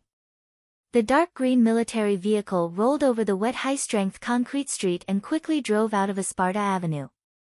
The spacious back of the vehicle was not equipped with an auto-aiming light howitzer, so there was still plenty of space after the black freezer was put down. Everyone sat on the chairs on both sides of the military vehicles with their heads lowered as they smoked cigarettes. Silence filled the air amidst the pungent smoke. Because of Sulu, the members of Group 7 had gotten used to smoking from the blue box. However, Su Li's choice of cigarettes was a habit that had been influenced by the guy in the freezer. No one said anything. It was not because of the young man lying in the freezer in front of them. Team 7 had seen all kinds of life and death situations. It was probably because the members had some thoughts in their minds, but no one dared to ask their boss at this time. Sulu raised his wrist to look at the time and asked, "How long does it take to get from the Army General Hospital to Mansion 11? Lu Jiao, who was in the driver's seat, replied, "Normally, the standard time is 11 minutes. I just don't know if that female nurse is in the General Hospital. I checked. She's working the night shift today. The party at Mansion 11 starts at 10:30. Sulu lowered his head to look at the schedule on the screen of his phone. He raised his head to ask Da Vinci, who was in the passenger seat, "Are there any branded clothing stores open at night?" Da Vinci turned his head and asked in confusion, "Boss, you want to buy clothes? Is it urgent?" Without waiting for Sulu to answer, the son of the governor said calmly, "If it's urgent, you can just go to Fifth Avenue and smash those clothing stores open."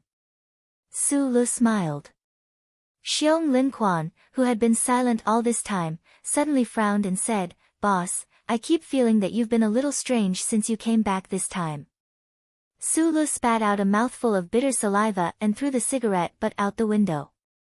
He looked back at the team members in the car who had strange expressions on their faces. He shrugged and asked, "What's wrong? Do you think I'm too calm?"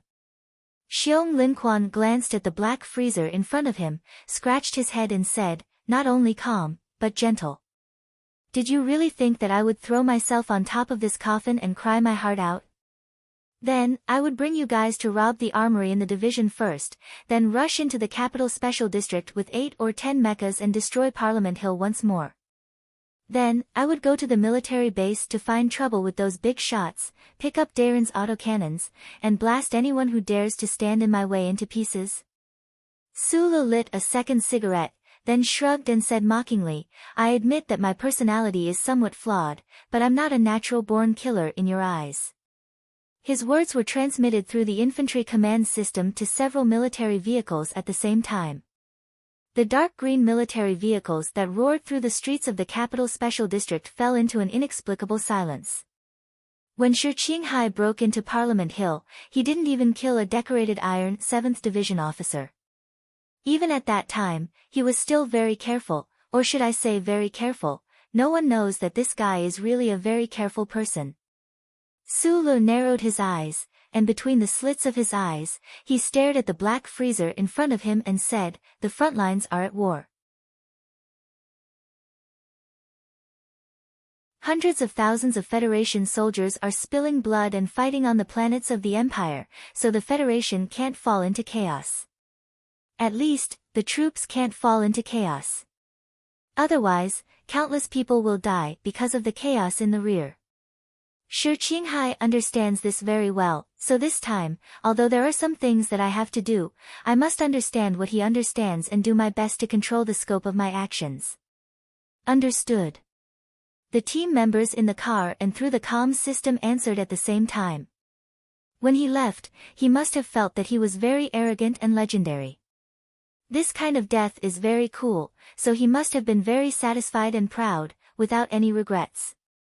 That's why my mood right now is very calm. Sulu gently held the cigarette in one hand and swiped the electronic news on the hologram with the other. When he saw the election news on the second page of the Oak State Tribune, he couldn't help but smile. "Not only is it calm, it seems that your mood is somewhat good." Gu Shifeng looked at his smile and spread out her hands. Sulu didn't answer Gu Shifeng's question. Instead, he asked the young man in the front passenger seat, Da Vinci, "Did your old man succeed in his re-election?" Da Vinci nodded with a gloomy expression and said emotionally, "Poor Shisha State. Other than being crushed by that famous 300-meter drop roller coaster, they were forced to endure that fat governor for another 5 years. How pitiful." Exaggerated cheers, whistles, and applause sounded from several dark green military vehicles at the same time. Sulu laughed and scolded a few times. He lowered his head and looked at the picture of the familiar delicate and thin face of Tai Ziyuan on the second page of the Oak State Tribune, as well as the news about the birth of the youngest state senator. He muttered to himself, but also seemed to be answering Gu Shifeng's question. "My friends are all on the right path. Of course I'm in a good mood." He raised his head and patted the black freezer in front of him. He said with a smile, "Including you." At the front desk of the inpatient department of the Army General Hospital, a rather capable female nurse stared at her companion in front of her whose eyes were slightly red. She said in a low voice, "Huang Li, what happened to you recently? Did something happen at home? I often secretly look at you crying." "It's nothing." Huang Li forced a smile, but she didn't know how to explain. The capable and powerful girl in front of her was her rare good friend in the hospital. She was young and had a fierce personality, but she had always been very concerned about her. It was just that, the strange story and the man with purple lips who was as beautiful as a flower would be a dream that she would hide in the bottom of her heart for the rest of her life. She would never be able to tell anyone. At this time, a few big men with cold expressions and an uncomfortable smell came to the front desk. They rudely asked, "Where is Huang Li? Let her come out." The young female nurse, who had delicate features but was particularly awe-inspiring and powerful, was slightly startled. She looked at the extremely impatient and fierce guys outside the front desk and blocked Huang Li, who had a perplexed and frightened expression, behind them. She thought that she roughly understood why the little girl had been secretly crying in a place where no one was around these days. "I don't care if you are a finance company or some random people." She gritted her teeth and said angrily, "This is a hospital. I ask you to get out. Don't make a noise, or I will call the security." The female nurse ignored Huang Li, who was anxiously pulling her from behind. She clenched her teeth and mustered up her courage. She stared at the tall and burly man in front of her and said loudly, "Also, put out the cigarette immediately." "Ah, fuck." Xiong Linquan's eyes widened. He stared at the weak female nurse in front of him who looked like he could pinch her to death with 2 fingers. He didn't know where she got the courage to speak to people like him. He waved the cigarette in his hand and said in a muffled voice, "Hey, little girl, I can put out the cigarette, but can you speak more politely? Put out the cigarette immediately." The female nurse, who had a strong sense of justice, grabbed the phone and stared at him without showing any weakness. She was ready to call the security at any time. "I've just been sulked in the police station building, and now I'm being chased away in your lousy hospital." Xiong Linquan couldn't be bothered with her and shouted, "Who's called Huang Li? Call her out right now. You really are a bunch of hooligans. We can't be polite to hooligans like you." The young nurse stood in front of the scared Huang Li. She angrily pointed at Xiong Linquan's nose and was about to call the security. Xiong Linquan slammed the phone down, glared at him, and growled in a low voice, "Take your finger back immediately. Don't make me lose my temper. Otherwise, I can't guarantee that your finger will still work in the next moment." Su Lu stood behind the aisle door. He didn't plan to go find the nurse himself. He really didn't expect that when the men of Group 7 were not by his side, they would create a strong pressure on the general public. When he hesitantly recalled the face of the female nurse and her strong presence, he couldn't help but walk out with a bitter smile. "I can guarantee that her finger will always be fine."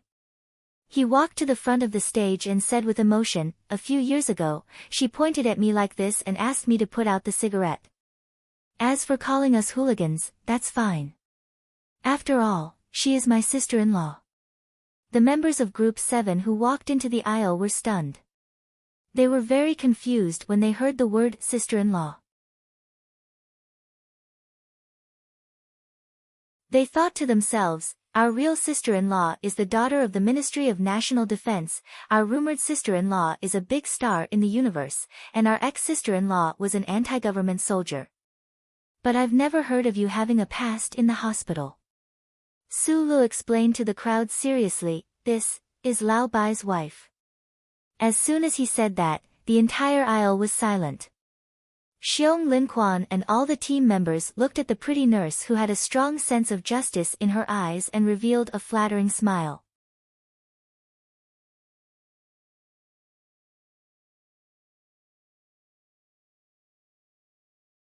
Chapter 739. There were too many stories about the relationship between the young man surnamed Bai and Team 7. Before Sulu walked into the inconspicuous office in Whitewater Base for the first time, the core of this combat team that worked for the Federation government was actually this person. Therefore, when Sulu told the team members that this young nurse with delicate features was Lao Bai's wife, after a moment of shock, they immediately accepted the image of their beautiful sister-in-law. They all smiled foolishly and stepped forward to bow and greet her. "Hello, sister-in-law. I'm sorry to offend you. My name is Xiong Linquan. I'm 31 years old this year and I'm not married yet. Do you know any good girls in the hospital? Sister-in-law, Ole didn't let us go to your house.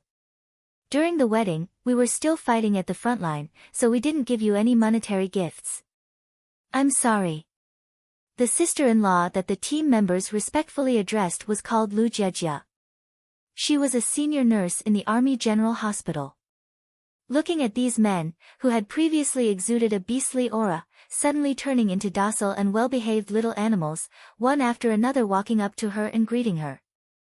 Then, they took out a thick stack of banknotes from their trouser pockets and placed them in front of her.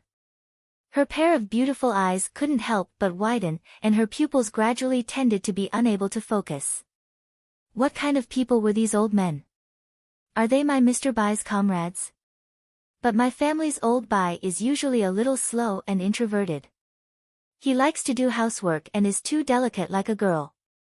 Occasionally, he likes to brag that he worked in the legendary Group 7. That night, he once pointed at the Nebula Awards on TV and said that he should have been standing there.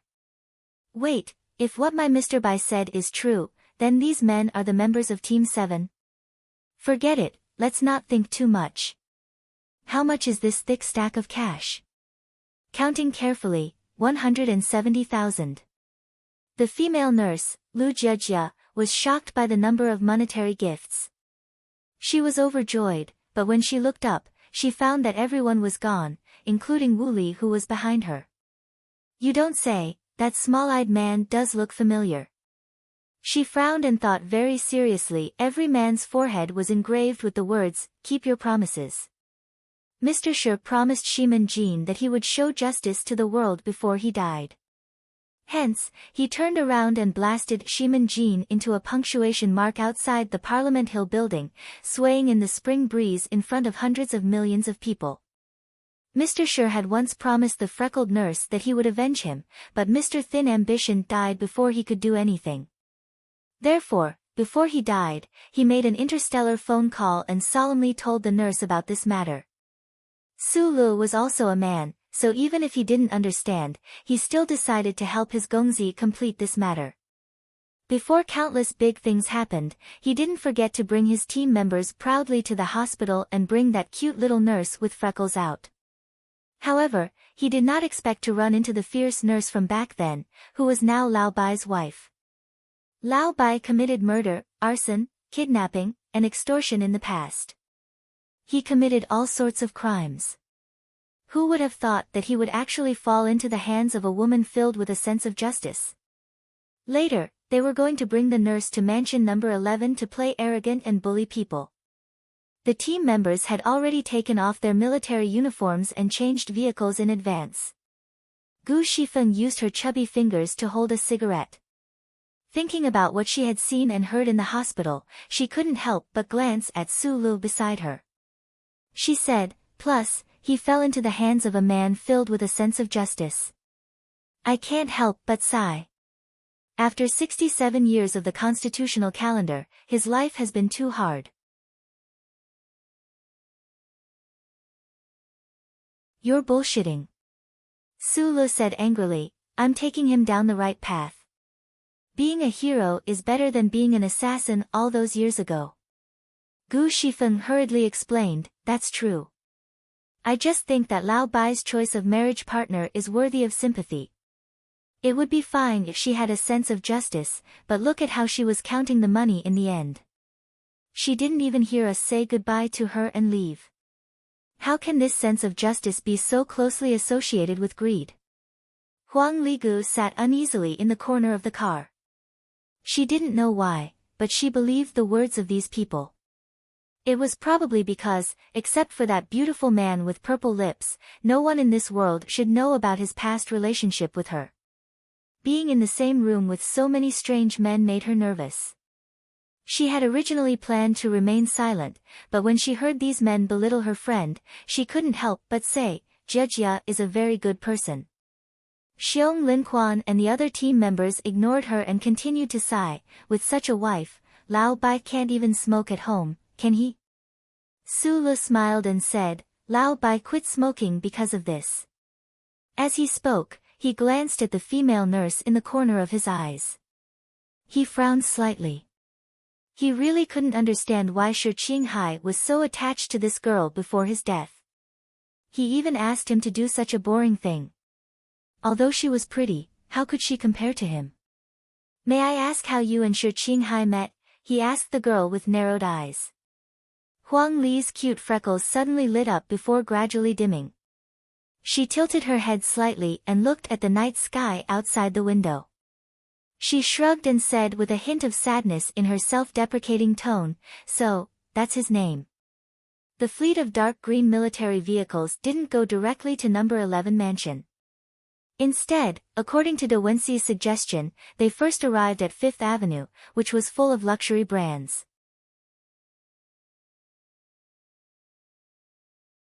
On the short journey, Sulu listened to Huang Li tell the story of the spy and the female nurse in the Army General Hospital.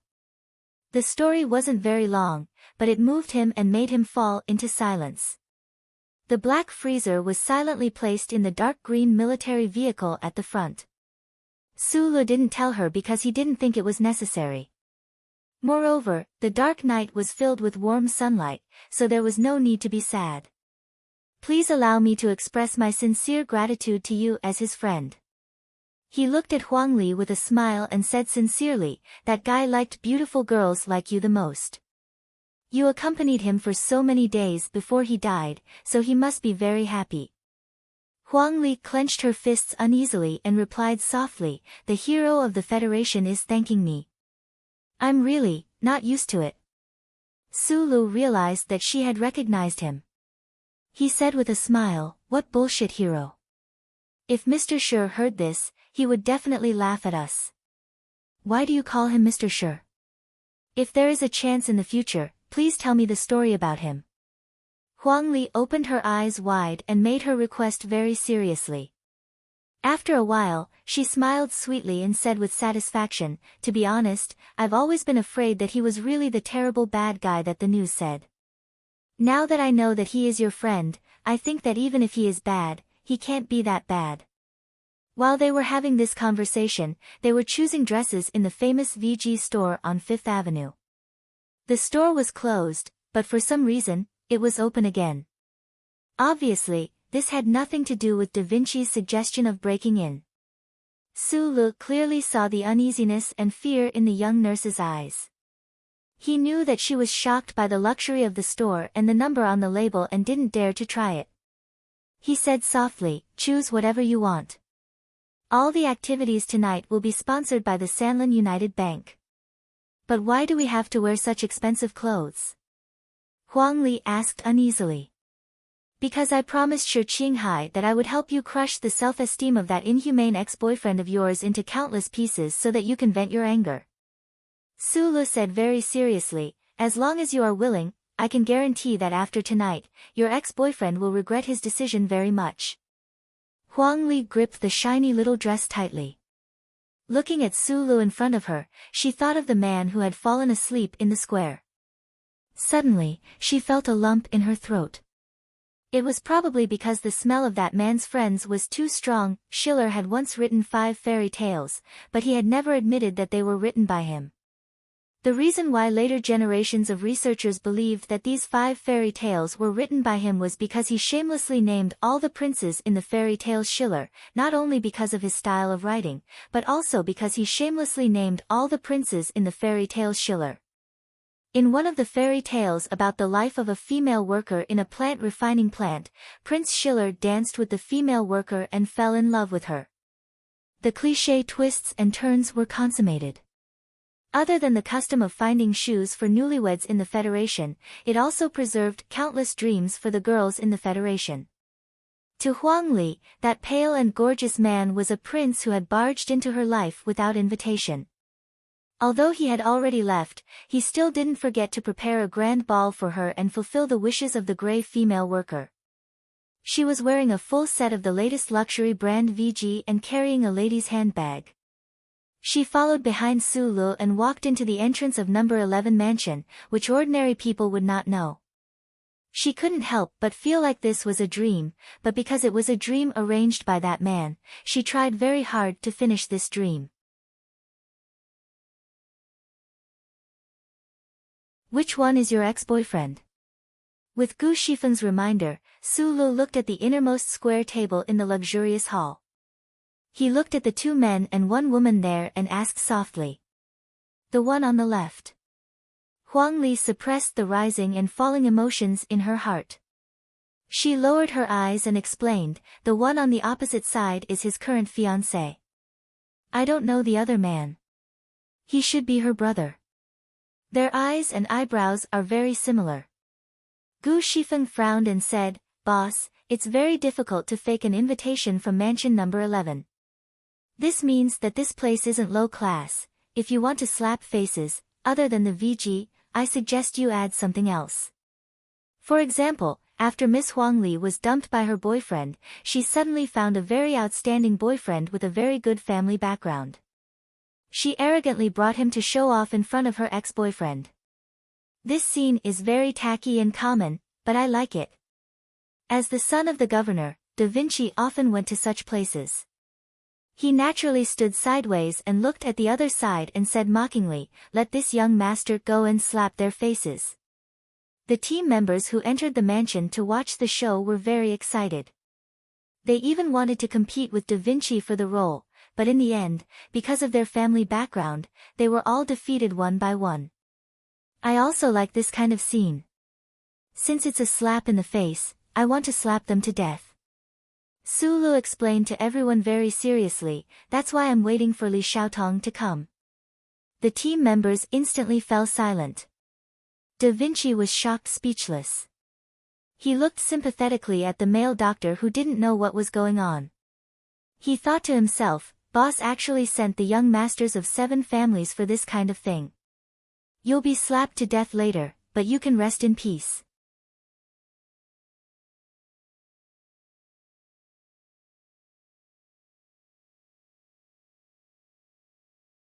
Chapter 740. You have to be honest. The team members who woke up from the shock looked at Sulu and said earnestly.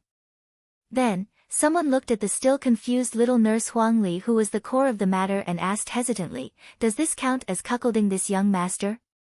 Hearing the word cuckolding, Sulu had some thoughts and memories. He looked up at the sky and said softly, nonsense. How is this cuckolding? At most, it's a black pot. Outside the quiet hall of mansion number 11, it seemed to be an open space, but in fact, the sky was not exposed. The transparent membrane above the stone ground blocked the spring rain that fell on people's hair. The rain gently spread down in an arc, giving people a dreamy feeling. He sensed something and turned his head to look. He saw tonight's candidate for best male lead, that cold and gloomy plum blossom like the iron calculator family's 7th young master, walking through the main entrance of the mansion under the light of the rain. Welcome back to the capital ring. Li Xiaotong said with a smile and patted Su Li's shoulder. He looked at the hall with a smile and asked, all right, you know that a successful person like me, who makes hundreds of Federation coins per minute, has very little time. Who is the target of the face slapping? Everyone walked into the hall. Sulu asked Huang Li to walk beside Li Xiaotong. He shook his head and said with emotion, I hate face slapping the most. I don't know the people at the table inside, and I don't even know what kind of people they are. The Federation's morality is really crumbling. On this night, the spring breeze was not intoxicating, and the spring rain was soft and lingering. The people who could enter mansion number 11 were naturally rich and noble. Anyone who stood up from the table was probably a famous person in the capital special district. Sulu and the others couldn't sense the doubtful and displeased looks cast by those people. They walked directly to the table in the hall. The chaotic footsteps and the barbaric smell of sweat still seeped out from the soldiers in civilian clothes seemed to be somewhat out of place with the atmosphere of the mansion. There were 2 men and a woman sitting at the table. They were wearing low-key but exquisitely made clothes. There was cold but exquisitely made food on their plates. The man and woman, who looked like siblings, had exquisite but proud and indifferent smiles on their faces. The other man with slender fingers had a dignified appearance. On his wrist, he wore an exquisitely made but low-quality branded watch. The atmosphere of a gathering was disturbed by a group of unexpected guests, so they frowned in displeasure as they turned their heads. When the man with slender fingers saw Huang Li being pushed to the front by Su Lu and the others, a trace of surprise flashed through his eyes before he quickly calmed down. There was even a trace of a gentle smile hanging on the corner of his lips, giving off a very comfortable feeling. Is this Dr. Jiang Rui? Li Xiaotong gently held Huang Li's waist and looked at the man expressionlessly. His indifferent eyes glanced at the man's face and then moved to his slender fingers. He seemed to be very careless. His palm gently stroked the girl's waist to declare his sovereignty. Jiang Rui, the young chief surgeon of the Department of Cardiac Surgery in the Army General Hospital with the most promising prospects, looked at the scene in front of him and roughly understood what was going on. He gave an apologetic smile to his new girlfriend and her brother, whom she could not offend. He gently wiped the corner of his mouth and stood up. He looked at Huang Li with a sigh and said earnestly, Huang Li, we are already in the past. Why can't you let it go? It's your freedom to like me, but it's also my freedom to like whoever I like. You are still young, and you still have a long life ahead of you. Can you not spend your energy on such a boring trick? He looked at Li Xiaotong, reached out his hand and said gently, Hello, I think you may be Huang Li's current boyfriend. I can probably understand why she brought you here. This is definitely not a chance encounter, but a deliberate show-off. However, the problem is that we are men. There is no need to fight for personal feelings, right? Li Xiaotong frowned. Of course, he would not shake hands with him. Dr. Jiang Rui was not angry. He smiled, turned to look at Huang Li, and continued to educate her in a very hidden and condescending tone. Don't do this in the future. Do you think you can hurt my self-esteem because your current boyfriend can bring you to number 11 mansion? This is really childish. It will only make me feel that you are rude in front of your friends. From the beginning to now, it was basically Dr. Jiang Rui's performance. The girl who came from a famous family opposite the table had a faint mocking smile on her face. She did not even look at Huang Li, who was nervously twisting her fingers. They were not from the same world, so naturally, she was even stingy to show her anger. Su Lu and the others did not speak, because they were shocked by Dr. Jiang's words. What a sincere and proud man. What a righteous and awe-inspiring man. What a righteous and awe-inspiring man. Li Xiaotong seemed to have not expected this doctor to be such a person. His cold expression was somewhat relaxed. He looked at the other man who was still sitting in the chair and felt that he seemed to have seen him somewhere. He could not help but frown and ask, My name is Li Xiaotong. Have I seen you somewhere before? With his identity as the second successor of the Li family, no matter what kind of social situation he was in, there was no need for him to introduce himself first. However, today he was invited by Su Lu to slap his face, so he had to lower his status and say his name lightly.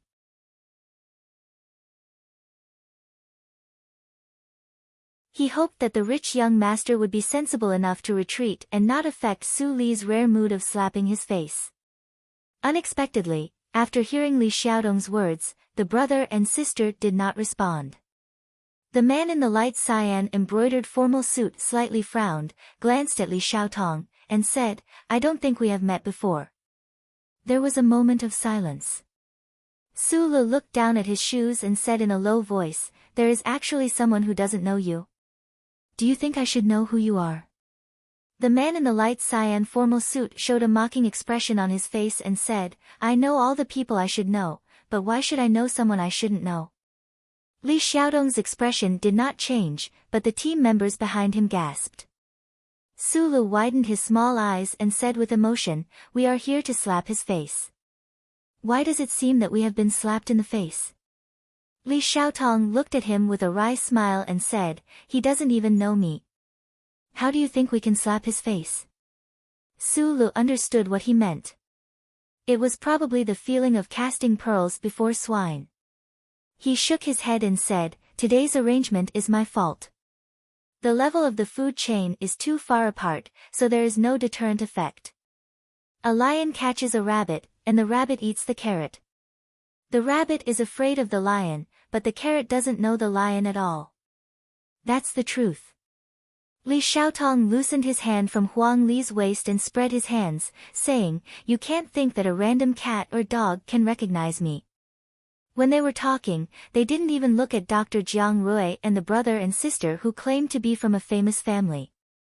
In their eyes, these words were just a very common discussion, and they didn't care about them at all.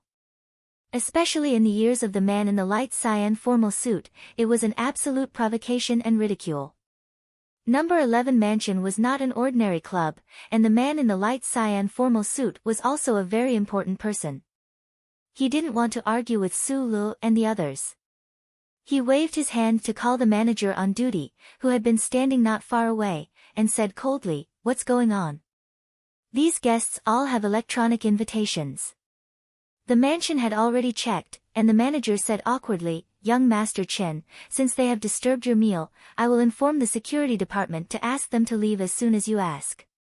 With the subtle gesture of the manager, the security guards in black formal suits in the corner of the restaurant surrounded them with white headphones. "The place where the rich live is really interesting. Do you think you can pretend to be a member of the special task force by wearing white headphones? But when it comes to violence, we are very good at this kind of thing." Xiong Linquan suddenly interjected, and then took off his windbreaker. The expressions of the three people at the table, the manager of number 11 Mansion, and the security guards, changed dramatically. They were shocked to see the cold guns in the man's windbreaker, and their hands and feet suddenly froze. The Federation strictly controlled guns, and even the most famous underworld boss Zhang Xiaohua in Nankazhou didn't dare to show so many guns in a place like the mansion. So, there was only one explanation for the scene in front of them. The condescending look on the face of the young master surnamed Chen finally dissipated slowly.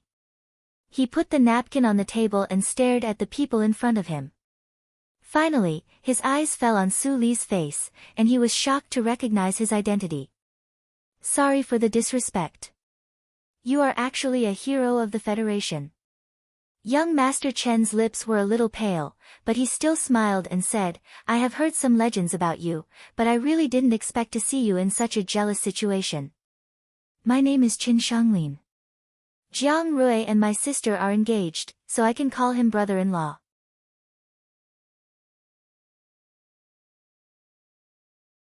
Colonel Su Lu, "I don't know what relationship you have with my brother-in-law's ex-girlfriend, but I think that even if you are a hero of the Federation, there is no reason for you to get involved in these emotional issues." Chen Shanglin was born in an extraordinary family, and he was a genius in the financial field. He had made a lot of achievements in the stock market when he was over 30 years old. After he set up a company, he was even described by financial magazines as a candidate for the future S1 business leader. Because of all these, he had developed a proud and unyielding personality. So, at this moment, even if he knew who was standing in front of him, he didn't have the slightest intention of backing down. When it came to the philosophical relationship between face-slapping and face-slapping, as well as the face of the Chen family, he really couldn't back down. He didn't want to be outdone and said, "Even if you are from the army, I think you should behave yourself here. Ordinary people may not know, but you should have heard of the 7 great families." Young Master Chen stared into Su Li's eyes and said, "Number 11 Mansion is one of the properties of one of the families. How can you be so presumptuous? Besides, you are not very lucky. That young master happened to be here today." There was a strange silence. The members of Group 7, who had followed Su Lu into the manor of the Lin family, stared at this young master, not knowing what to say. Li Xiaotong shook his head, looked at Su Lu and said, "It seems that he is not very clear about the things you have done." "I am not as impulsive as before," Su Lu explained seriously. The restaurant of mansion number 11 was cleared out. The black-clothed security guards were holding folding taser batons and vigilantly looking at the people around the table. Not long after, the owner behind the scenes of the mansion finally appeared, and as soon as he appeared, it was 2 people.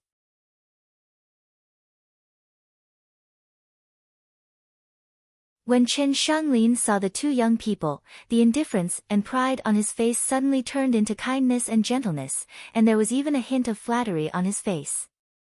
When he saw the other person, his mood became extremely relaxed. With his status, he was able to get acquainted with the owner behind the scenes of this mansion mainly because of the accidental introduction of that distant relative. Since that distant relative was also here today, there was even less to worry about. His sister beside him looked over there and shouted with a smile, "Cousin." Dr. Jiang Rui looked at the scene in disbelief. He had never imagined that the Chen siblings, who were extremely arrogant and bossy in front of him, would have such a side to them. He was sensitive to the fact that the owner behind mansion number 13 should be a big shot with a very high status. However, he didn't know the distribution of the 7 legendary families, so he couldn't guess the identity of the two people, but his heart was also burning with passion. Looking at the two people, Li Xiaodong's expression became a little strange, while Su Lu tilted his head and looked over there as if he was looking at a clown, squinting his eyes. The Qin siblings and Dr. Jiang Rui went forward to greet them. They were about to say a few words to express their apologies for disturbing the mansion, and then take the opportunity to get closer to the two real young masters of aristocratic families. Unexpectedly, the two young masters didn't seem to see them at all and looked over there in astonishment. They also turned their heads and didn't know what happened there, but only saw Su Lu, Li Xiaotong, and others standing there calmly. Chen Shanglin was puzzled and said, "Cousin, 12th young master. 7th brother, why did you come in person?" The young master on the left opened his hands with an exaggerated expression and greeted Li Xiaotong. He said loudly, "I'm so excited and uneasy that you came in person to eat in such a shabby place." "Cousin, what did 12th young master just say?" Miss Chen asked with some confusion. The 7th brother of 12th young master is naturally 7th young master Li. The young master who was called cousin looked over there nervously and roared in a hoarse and angry voice, "You two idiots, how did you offend them?" Li Xiaotong. Chen Shanglin's face suddenly turned pale. 3 years ago, he should have seen this legendary 7th young master Li in a top nightclub with his grumpy distant cousin. But, why didn't he think of it today? Why didn't he realize it even after Li Xiaotong told him his name? A young business leader. A genius in the financial world. Li Xiaotong was the second successor of the Li family. He didn't need to do anything at all. He only needed to look at him, and his life would be ruined completely. "I know all the people I should know, but why should I know the people I shouldn't know?" Suddenly, he thought of the words he had said earlier. At that time, he felt that his words were very powerful. Now, he understood what the other party meant by Tom, Dick, and Harry.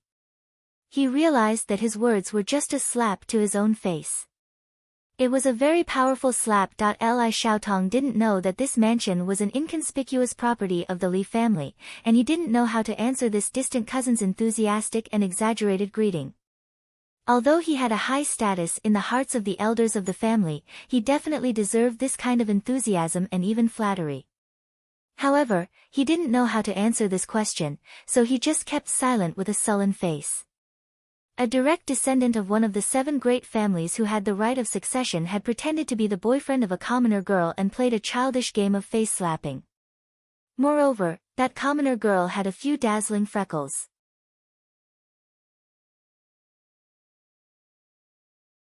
Had such a thing ever happened in history? Li Xiaotong was scared by his silence and didn't dare to ask more questions. However, he instantly found the existence of Su Lu, so he started to greet him even more enthusiastically and exaggeratedly. For a young master who was raised by a family like the House of Prophet, sometimes he would be a playboy, sometimes he would be shameless, but most of the time he would show the extreme characteristics of a successful businessman. Just look at the enthusiasm of this 12th young master towards the members of Group 7. After a few short conversations, he knew the purpose of Li Xiaotong and Su Li's visit to number 11 mansion today. Although he didn't think it was a big deal, his face darkened without hesitation. He walked to the Qin siblings and Dr. Jiang Rui and stared at them without saying a word. Under such strong pressure, Chen Shanglin began to sweat. However, he was a successful person with shrewdness and courage. He pursed his lips, and his forehead was full of sweat, but he refused to lower his head. He said to the man beside him, cousin, although this is a young man's emotional problem, it is a family matter after all.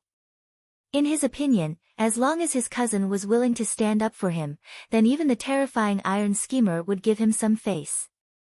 Sure enough, Li Xiaotong looked at them silently for a moment and said to Su Lu next to him, "You know that the relationship between our two families has always been very good. It is not convenient for me to do anything." Su Lu looked down at the shoes on his feet, as if he was recalling the feeling of stepping on the beach. He suddenly raised his head, stared at the cousin who was regarded as the strongest supporter by the Qin siblings and Dr. Jiang Rui, and asked seriously, "There was a very clear clause in the agreement between your brother and me. As long as I am still alive, you can't step into S1. I want to know, where are your feet now?" There was silence. The Qin siblings and Dr. Jiang Rui were shocked to hear so much from this sentence, especially Child Qin.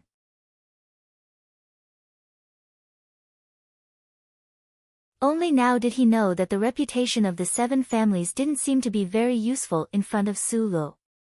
Even that colonel seemed to have done something before. Cousin Lin Daohai took a deep breath, forcibly suppressed the humiliation and anger in his heart, and said angrily, "I will go back to S3 right away, okay?" "Of course not, I want an explanation."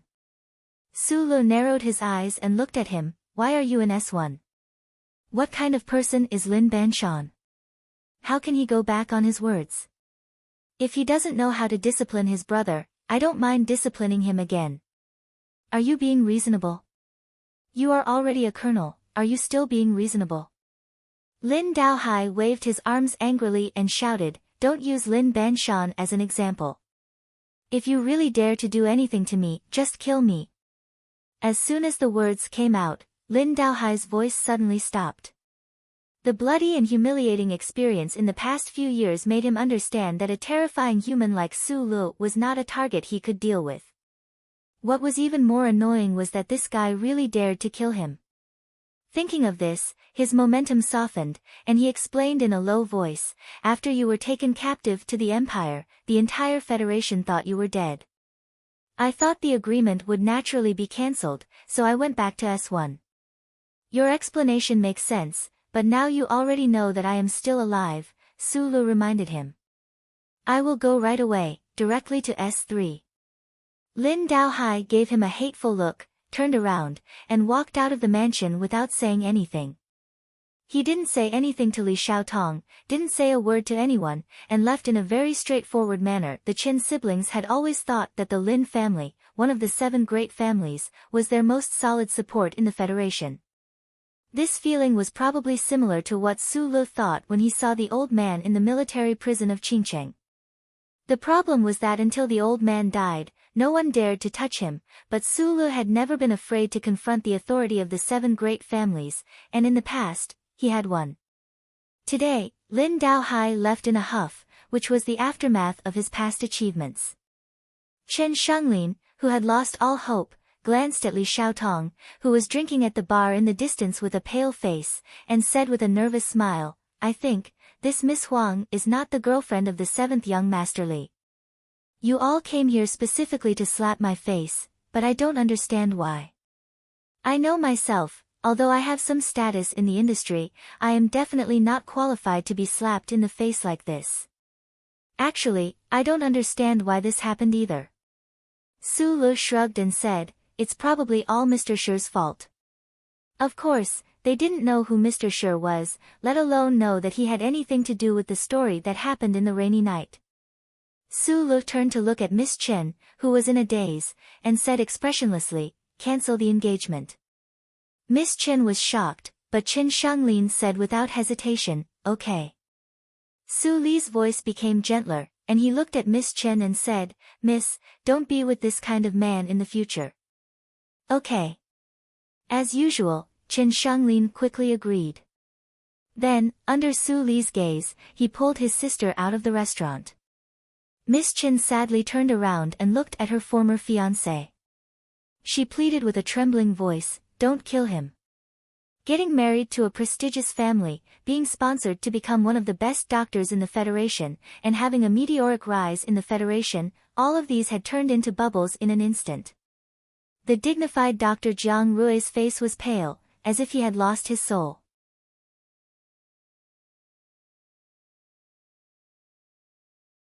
He raised his head and stared at Nurse Huang Li, who had been silent all this time, and shouted in a shrill voice, "Are you satisfied now? What did I do wrong to you? How can you treat me like this? What do you want to do?" Then he looked at Su Lu and the others and shouted angrily, "You are all real big shots. Why do you have to make things difficult for a poor doctor like me? I just want to live a better life. Is that wrong? As I said, it's all Mr. Shi's fault." Su Lu paused for a moment, looked at him, and frowned. "But, it's not a glorious thing to abandon someone. And I hate men like you the most. You're wrong, but you always think you're right. What's wrong with you?" Maybe it was because he thought of his messy love life, but his mood suddenly became very bad. He took a cigarette from Xiong Lin Quan and lit it. "I'm a man. Don't you think you can force me to give up my love in this way?" Dr. Jiang Rui's eyes were bloodshot. He waved his arms and looked at Huang Li with hatred. "Even if I die, I won't marry you. I don't know if you're acting to prove that you're loyal to love so that we can let Huang Li marry you, so that you can get to know us and the seventh young master of the Li family." After a long speech, Su Lu almost coughed. He casually pointed at Dr. Zhang's nose with the finger that was holding the cigarette and said, "If that's the case, your acting skills are not bad. But don't worry, even if Nurse Huang is really stupid and crazy enough to fall in love with you again, we will not allow this to happen." He put the cigarette in his mouth and took a deep breath. He looked down at the second letter on the screen of his phone and read it calmly. After the face slapping of the freckled beauty's ex-boyfriend is over, he is not allowed to fall in love for 5 years. He is not allowed to visit prostitutes and can only use guns.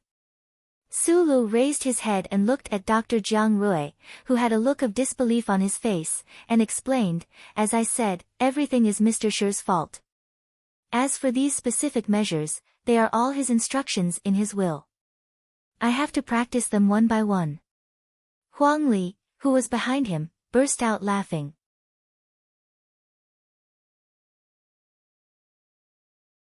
"Don't try to fall in love or visit prostitutes behind our backs," Su Lu kindly reminded him. "You've seen the documentary that won the Nebula Award, right? We're a very professional team. From today on, your life will be full of eavesdropping and remote peeping. Once you violate the rules, I can't guarantee what will happen." "That's too much." Dr. Jiang Rui lowered his head and said in pain, "Even if I've made mistakes, you've gone too far. How can you be so unreasonable?" "Reasonable? My teacher said that there is no such thing as reason in this universe," Su Lu said calmly.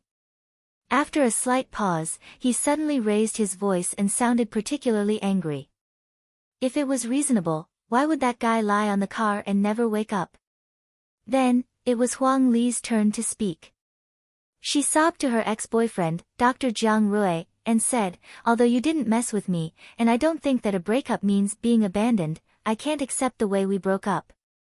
I can't accept the vicious words you said to get rid of me as quickly as possible.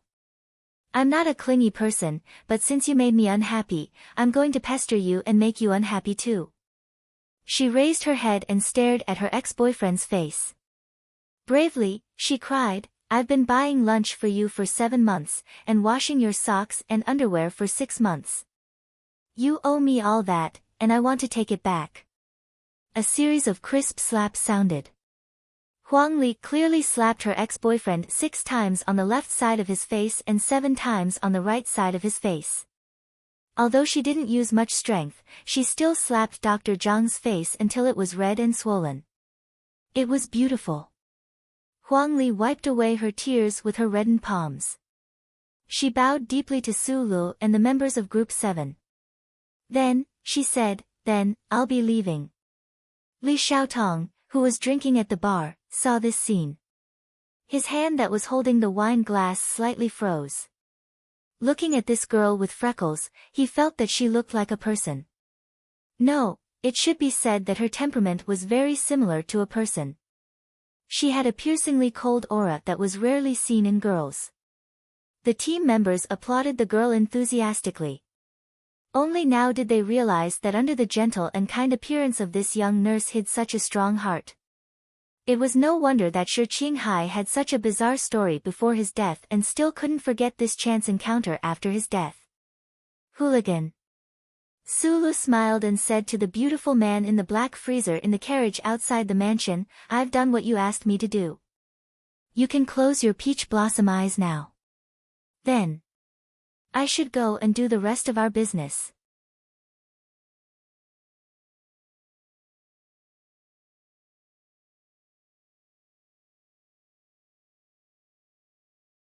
Chapter 741. The misty rain on a spring night would disturb one's dreams, so it was not a good time to fall into a dark and sweet dream. Furthermore, Sulu and the others still had a lot of important matters to attend to, so they occupied the 11th mansion and began to drink. The 12th young master of the Li family enthusiastically accompanied them for a few drinks, then tactfully left in advance. At this time, Sulu saw Brother Zheng beside Li Xiaotong. He respected Brother Zheng, who was like a spear, so he went up to him and greeted him. Brother Zheng nodded. He still waited silently behind 7th young master Li like before, but there were a few specks of white on his sideburns. Li Xiaotong looked at this scene and couldn't help but sigh. In the Federation, only Sulu was more polite and serious when he saw his bodyguards. It was probably because of this personality that many people admired Sulu, such as the president. Then, there were even more people who wanted Sulu dead, such as the big shots in the government and the military. Li Xiaotong poured the remaining wine into the ashtray to extinguish the cigarette. He frowned and said, "No one wants you to come back to the capital ring at this time." Sulu raised his glass and clinked it with the team members in the distance. He took 2 sips and replied vaguely with the cigarette in his mouth, "Many people have expressed similar intentions." Li Xiaotong shook his head and said, "Everyone knows why you were exiled to the West Woods. They can roughly guess why Mr. Shi did what he did. Now that Mr. Byron is dead, he's dead, and the investigation on the ancient clock hasn't been restarted. Now that you're back." His eyebrows were like the branches of a plum blossom that had been frozen in the snow. He frowned slightly. "Everyone is scared. They are worried that you will go crazy like you did when you killed Macklin. Even the old man in my family has touched the round hat more often than before. It is obvious that he is anxious about your return. In the end, no one expected that other than going to the police station on this rainy night, you actually didn't do anything else. Instead, you spent a lot of energy fighting for that woman's affection. This matter is really puzzling. It's mainly to satisfy Shi Qinghai's craving." Sulu looked at him and said with a smile, "It's really embarrassing for you to do this personally." Li Xiaotong shook his head and said with a self-deprecating smile, "As long as you don't go crazy, even if you ask me to take off my clothes and act as a clown, I'm willing to do it, let alone play a boring face-slapping scene for you. Is it that bad?" Sulu frowned and found it funny. "You're the biggest investment in my life." Li Xiaotong looked at him solemnly and said slowly, "The past few years have proven that the elders in my family have long accepted that no matter if you are a soldier or a felon locked up in Qingcheng, as long as you don't die, my investment will definitely benefit. Therefore, I sincerely hope that you will learn to control your anger and learn to cherish your own body. In my eyes, your life is much more precious than other people's." In anyone's eyes, their own life was definitely the most precious thing in the universe. However, because the law of nature had already cast the spell that all living things would wither, people had to accept it sadly and then try to find a way to leave with more happiness.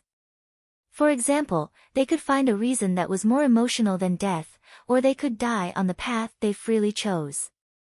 Last night, under the lingering spring rain, Sulu and his comrades had quietly chosen a grave for the guy in the car to rest in. It was early in the morning, and this was the Xinghe Public Cemetery.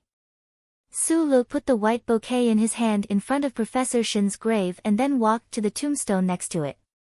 Looking at the rain-soaked handwriting on the tombstone, he smiled slightly.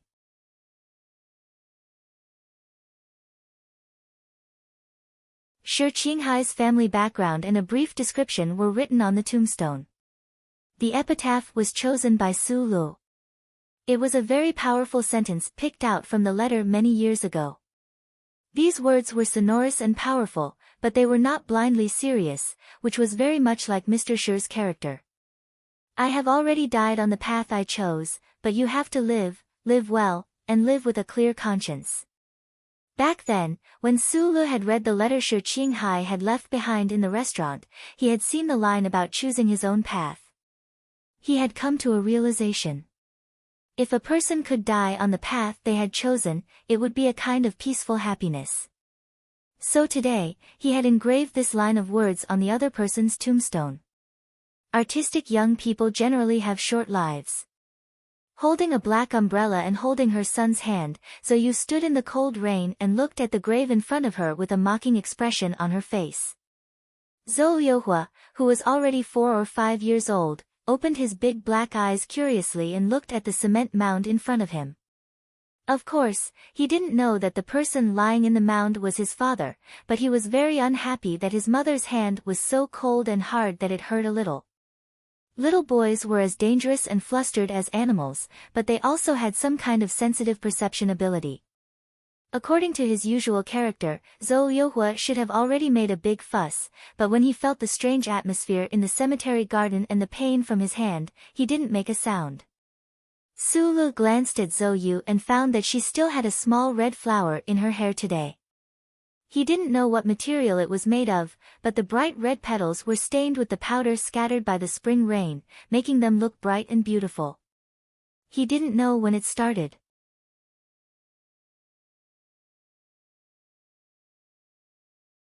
Perhaps it was because of the pain of her dream being shattered, and Mou crying on the highway, but after she matured very quickly, Zhou Yu, in addition to liking to wear red clothes, also fell in love with red flowers. Although until the end, you didn't get together again.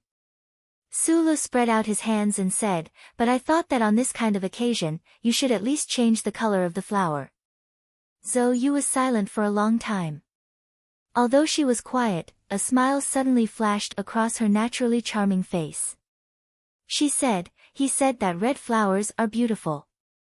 5 years ago, in the same cemetery, in the same rain, Su Lu officially took the heavy responsibility of taking care of Zhou Yu and the child in her belly for Shi Qinghai. 5 years later, the little life in her belly had grown into a healthy little boy. Zhou Yu was still beautiful, Su Lu was still carrying all kinds of pots, and Shi Qinghai was already sleeping underground. Time really did change a lot of things. Liuhua is going to play the piano tonight. Let's have supper, she said. Okay, Su Lu replied. Zhou Yu took the child and turned to leave. She didn't hesitate, and it was extremely simple. Su Lu looked at her back that disappeared in the spring rain. After a moment of silence, he made a phone call. In the rain, he lowered his voice and frowned, saying, Miss Dai, hello, I'm Su Lu.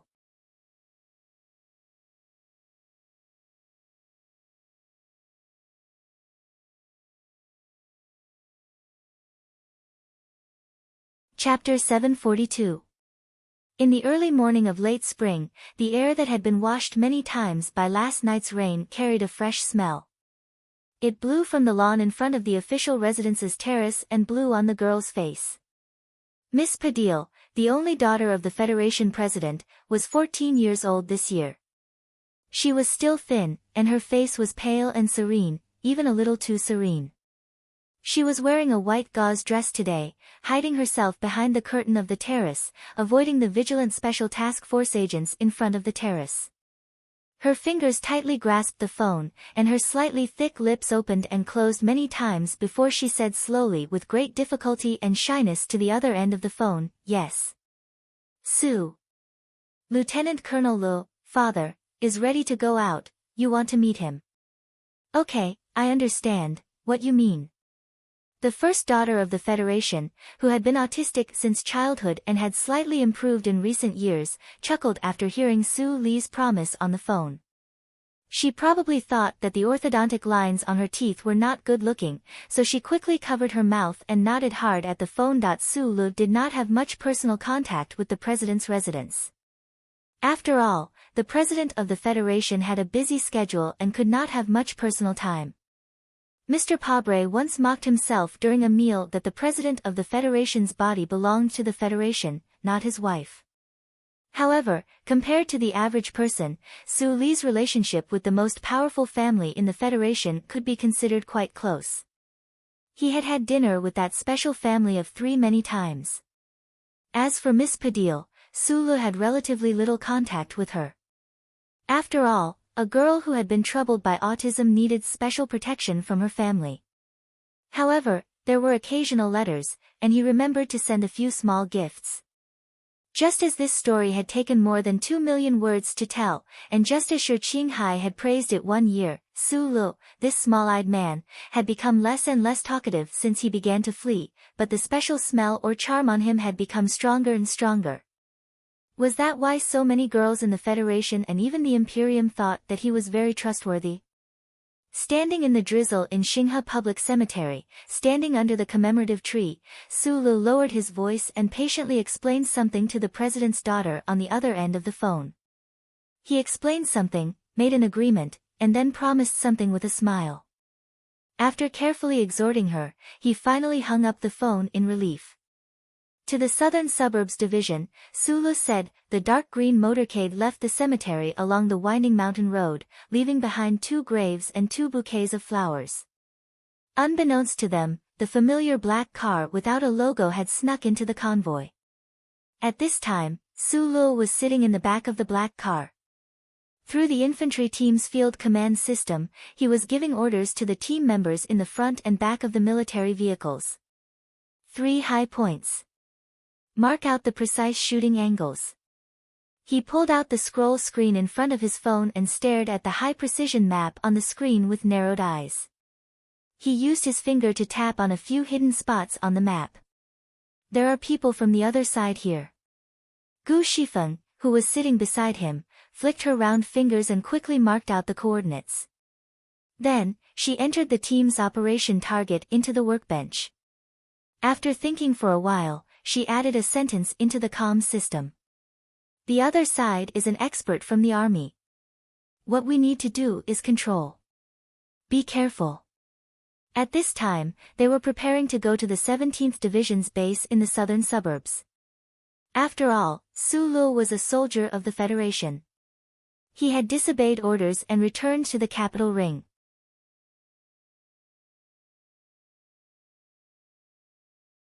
Yesterday, he had spent the rainy night mourning and burying his friends. Now, he had to report back to his own unit. Under the overpass on Highway 3, here.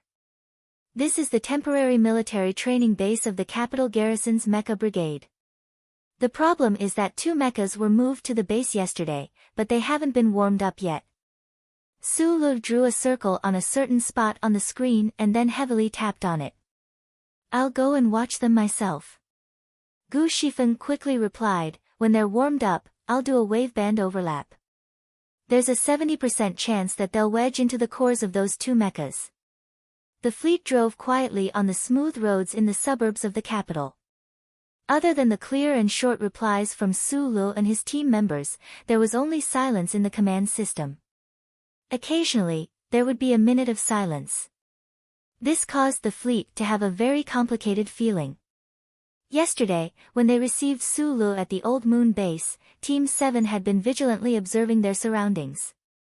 Although there was no actual danger, with so many Federation government departments following them at Charter Square and the cautiousness of their boss, they knew that the seemingly peaceful road ahead was actually filled with storms. They just didn't know when they would roll up or calm down. Gu Shifeng, who used an extremely short amount of time to complete the electronic signal conversion and synchronization channel setup, suddenly raised her head and asked, "Boss, this is the Capital Special District after all. Do you really think that those people would dare to go against you so openly? No matter what, you're still the successor personally chosen by the war god." It was very quiet in the black car. Sulu lowered his head in silence, thinking about how to answer this question. In order to prevent him from returning to the capital ring and uncovering the truth, those people were not stingy with physical destruction.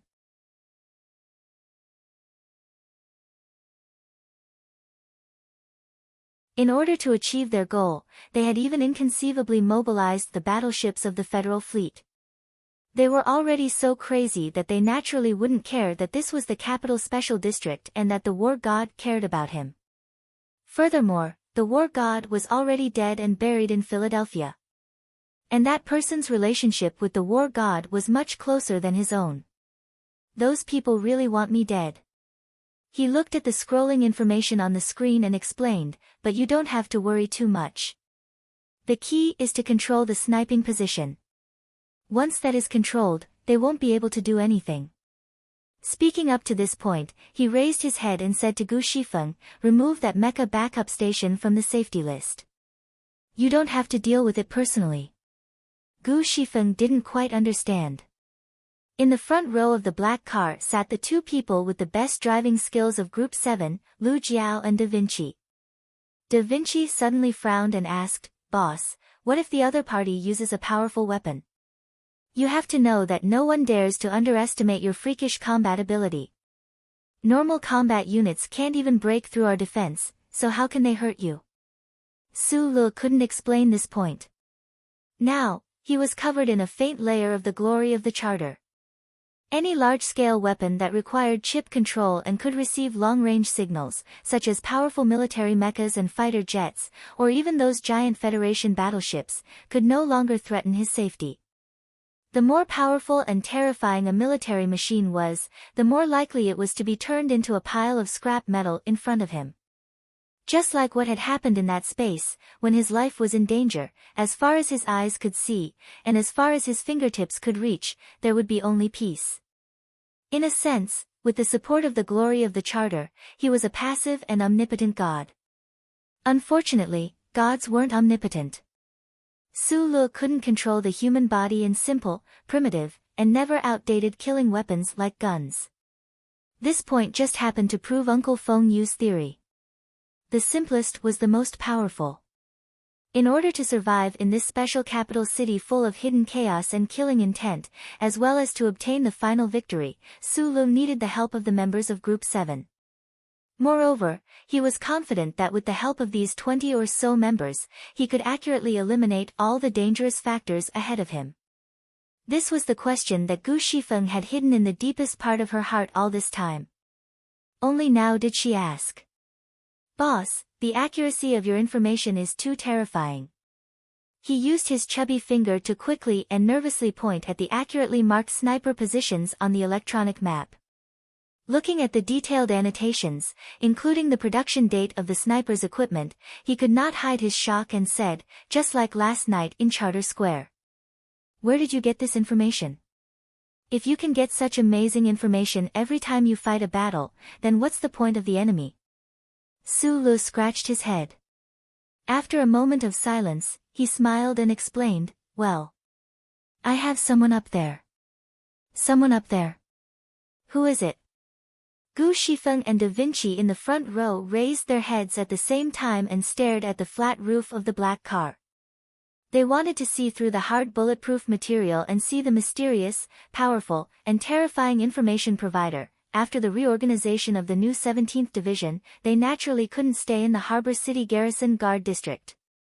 They were directly transferred back to the southern suburbs of the special capital city. Only the black car that Su Lu was in and a dark green military vehicle that was leading the way had arrived at the southern suburbs. The rest of the vehicles and the swift and fierce soldiers were nowhere to be found.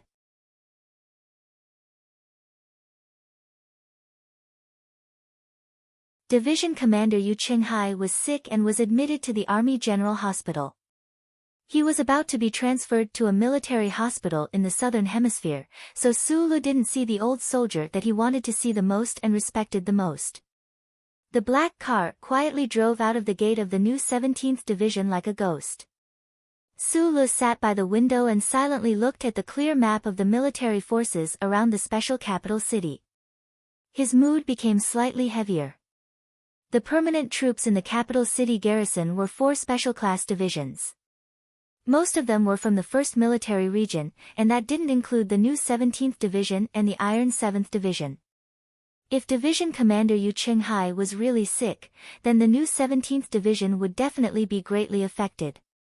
Who was the one who made the law in the 1st Military Region?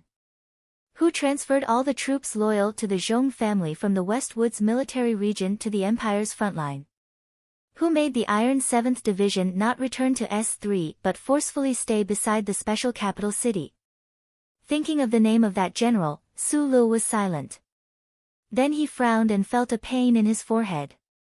Then a thunderous sound suddenly sounded in his ears. Bang! A bullet from a sniper rifle came out of nowhere and accurately hit the window of the black car, right next to Su Li's cheek, and a flower of pain burst out of the window. If it weren't for the strong protection of the Qianshi Tai family's black car, this shot would definitely have blown his head into a pile of bloody mud. Su Lu turned his head and looked at the terrifying Dan Hen in front of him. His eyelashes didn't even blink. After a moment of silence, as if nothing had happened, he lowered his head and continued reading.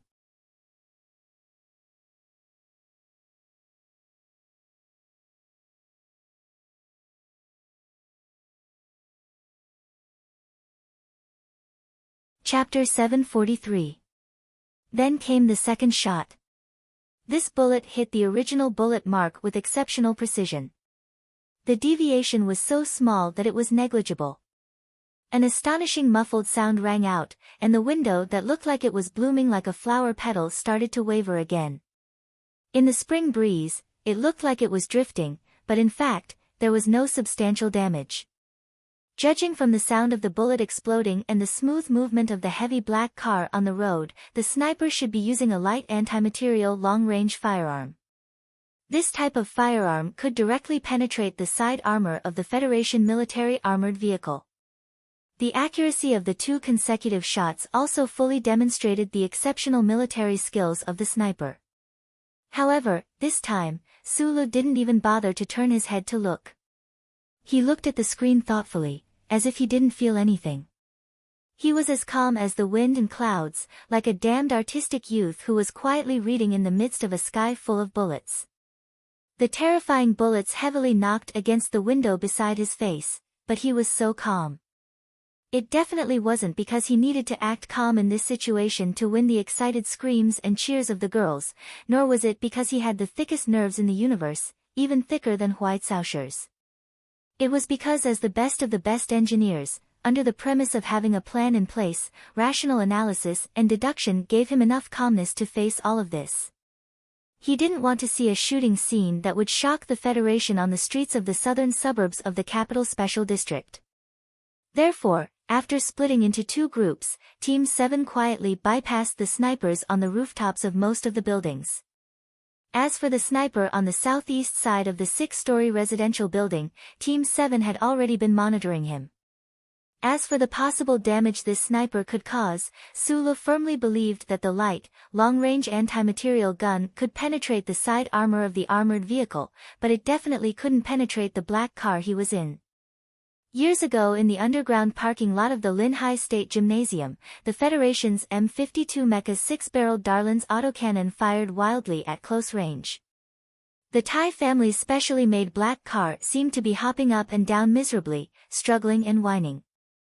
However, in the end, Butler Jean gently stepped on the gas pedal, and the black car was still full of power and escaped with the skinny crown prince. What's more, he was enduring a long-range attack today. The effect of these 2 shots was at most like a tree branch poking at a bison's body, making it itchy and restless, but they couldn't pierce through that layer of solid skin. Xiong Linquan, who was hiding on the hill, silently pulled the trigger. Through the optical scope, he could clearly see a plume of smoke rising from the corner of the top floor of the 6-story residential building. He couldn't see the person's movement, but he knew that he had succeeded. He quickly tore off his camouflage and rushed to the military vehicle that was waiting at the bottom of the hill.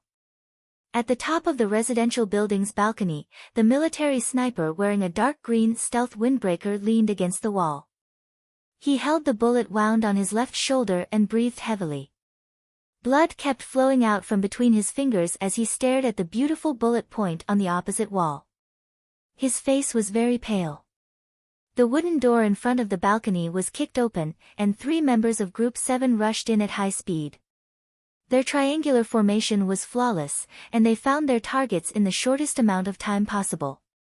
Furthermore, they used the black muzzle of their guns to announce the victory of this ambush. A member of Group 7 named Shi Hang looked at the sniper in the corner who was trying to take out a military knife.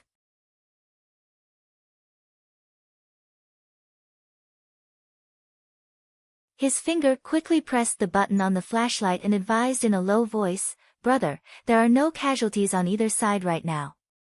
Don't make things too difficult." The sniper quieted down.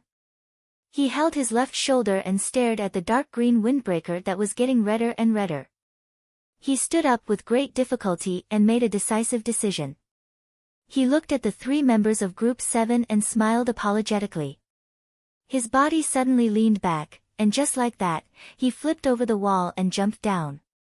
He reached the top of the 6-story building in an instant. His body landed heavily on the ground, making a muffled cracking sound.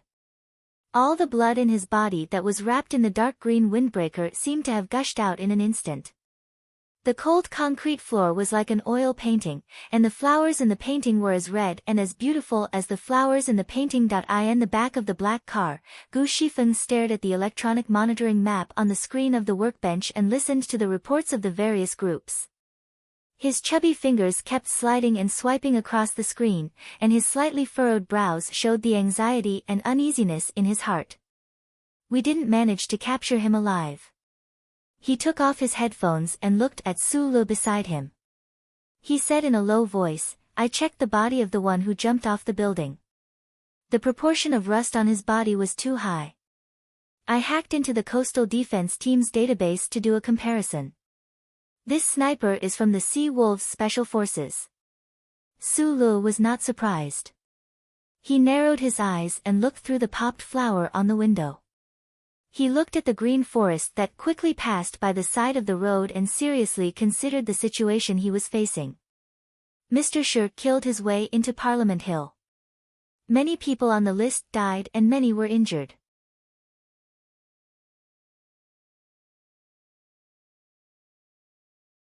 He originally thought that there was not much left for him to do, but when he found out that the general was actually the most powerful and hidden hand, he realized that he had still underestimated his opponent's strength.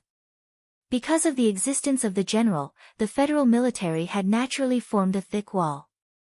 This wall was trying to suffocate him and bury him directly in the ruins of history. Even if they could not do this for the time being, they had successfully blocked him from the official residence. Unless President Pabre did not want to see him, it would be very difficult to explain the problems that had happened in the past few days. However, this situation was impossible. There are a few locations that I need to pay attention to in the Department of National Defense building. I don't want to be the first colonel of the Federation to have his head blown off when he walks out of the building. After a moment of silence, Su Lu calmed down. He pointed at a building on the electronic map and said to Gu Shifeng with a smile, "You don't have to deal with the locations A and B, those are the department's daily sniping and surveillance points. Also, remind De Xiong and the others to be careful and not cause any misunderstandings." The secretary tactfully left the minister's office after making the tea. Ever since Secretary Jiao committed suicide due to treason, the Secretariat of the Department of National Defense was very careful about this. Minister of National Defense Zhou Yingxing took off his metal-rimmed glasses and gently rubbed his forehead. He did not hide his tiredness in front of Su Lu and said in a low voice, "Every action has a purpose. You violated military discipline and orders from your superiors and forcibly returned to the capital ring from the West Woods. What's your purpose?" Of course, it's not as simple as just collecting Shi Qinghai's body. I just received a report that there was a shooting incident in the residential area of Yan Shisan in the southern suburbs. There was a large amount of firepower and firearms in the incident. Does this have anything to do with you? Someone in the military wants to kill me. When I came back from the West Woods, I encountered 3 battleships. They came from Quasi 355 base. In order to kill me, they did not hesitate to sacrifice the entire battleship I was on. As for the shooting incident you mentioned, I don't know if it's the aftermath or the beginning of a new story. What we found out now is that the sniper was from the Navy Special Forces. Sulu would not hide anything in front of Minister Zhou. On one hand, it was because he trusted this low-key and sincere Federation general.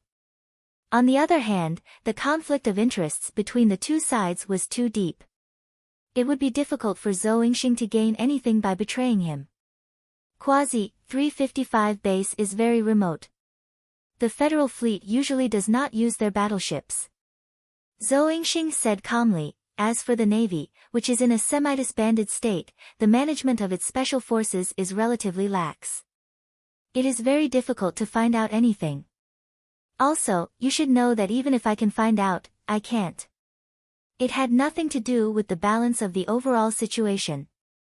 It was Zhou Yingxing's direct description. In the federal military system, there were 3 people who assisted the president in defense. They were the chairman of the Joint Chiefs of Staff, the National Security Advisor, and the Minister of Defense. Especially the Minister of Defense, as a member of the government cabinet, had the most direct power to mobilize the military. However, this was under normal circumstances.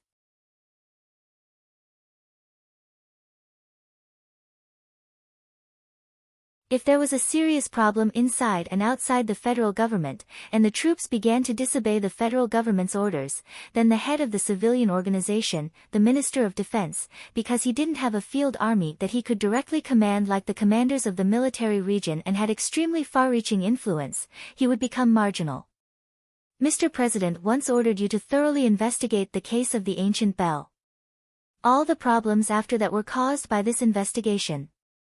Although Mr. President's order was revoked, I think with your personality, you will definitely continue to investigate.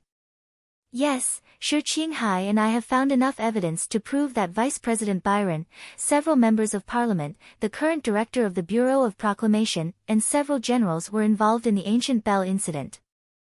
They stopped me from coming back because they were worried that I would continue to investigate, or they were worried that I would use the evidence found to send them to court. Sulu held the teacup in front of him. After a moment of silence, he continued, the problem now is that if we want to go through the judicial channel to investigate, I need Mr. President to authorize or directly sign an order for the Ministry of Justice to take over.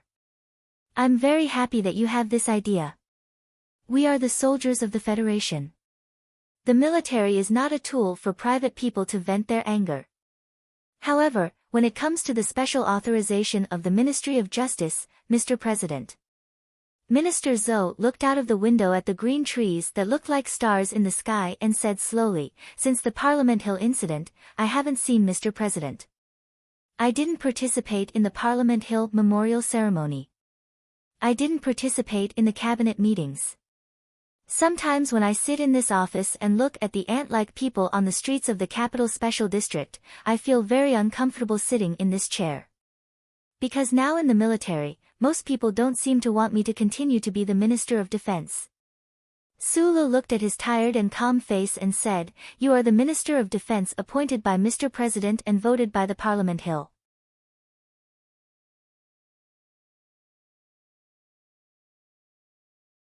The ordinary soldiers don't understand that the Federation's continuous attacks on the homeland of the Empire have been winning. But don't the generals understand the important role you played? Why should they ask you to step down? Reasons are always the most abundant thing in the universe. Minister Zhou sipped his tea and said with a smile, my secretary was involved in the ancient bell incident, suspected of treason, and murdered the commander of the West Woods military region. This alone is enough reason for me to step down. You're tuning in to the Blissful Bookshelf YouTube channel. We're so grateful for your support and don't forget to subscribe to join us on this incredible journey through captivating stories. Your generosity through donations truly makes a world of difference, as it's the primary source of revenue that allows me to expand and enhance this channel for you. Thank you from the bottom of my heart for being a part of this adventure.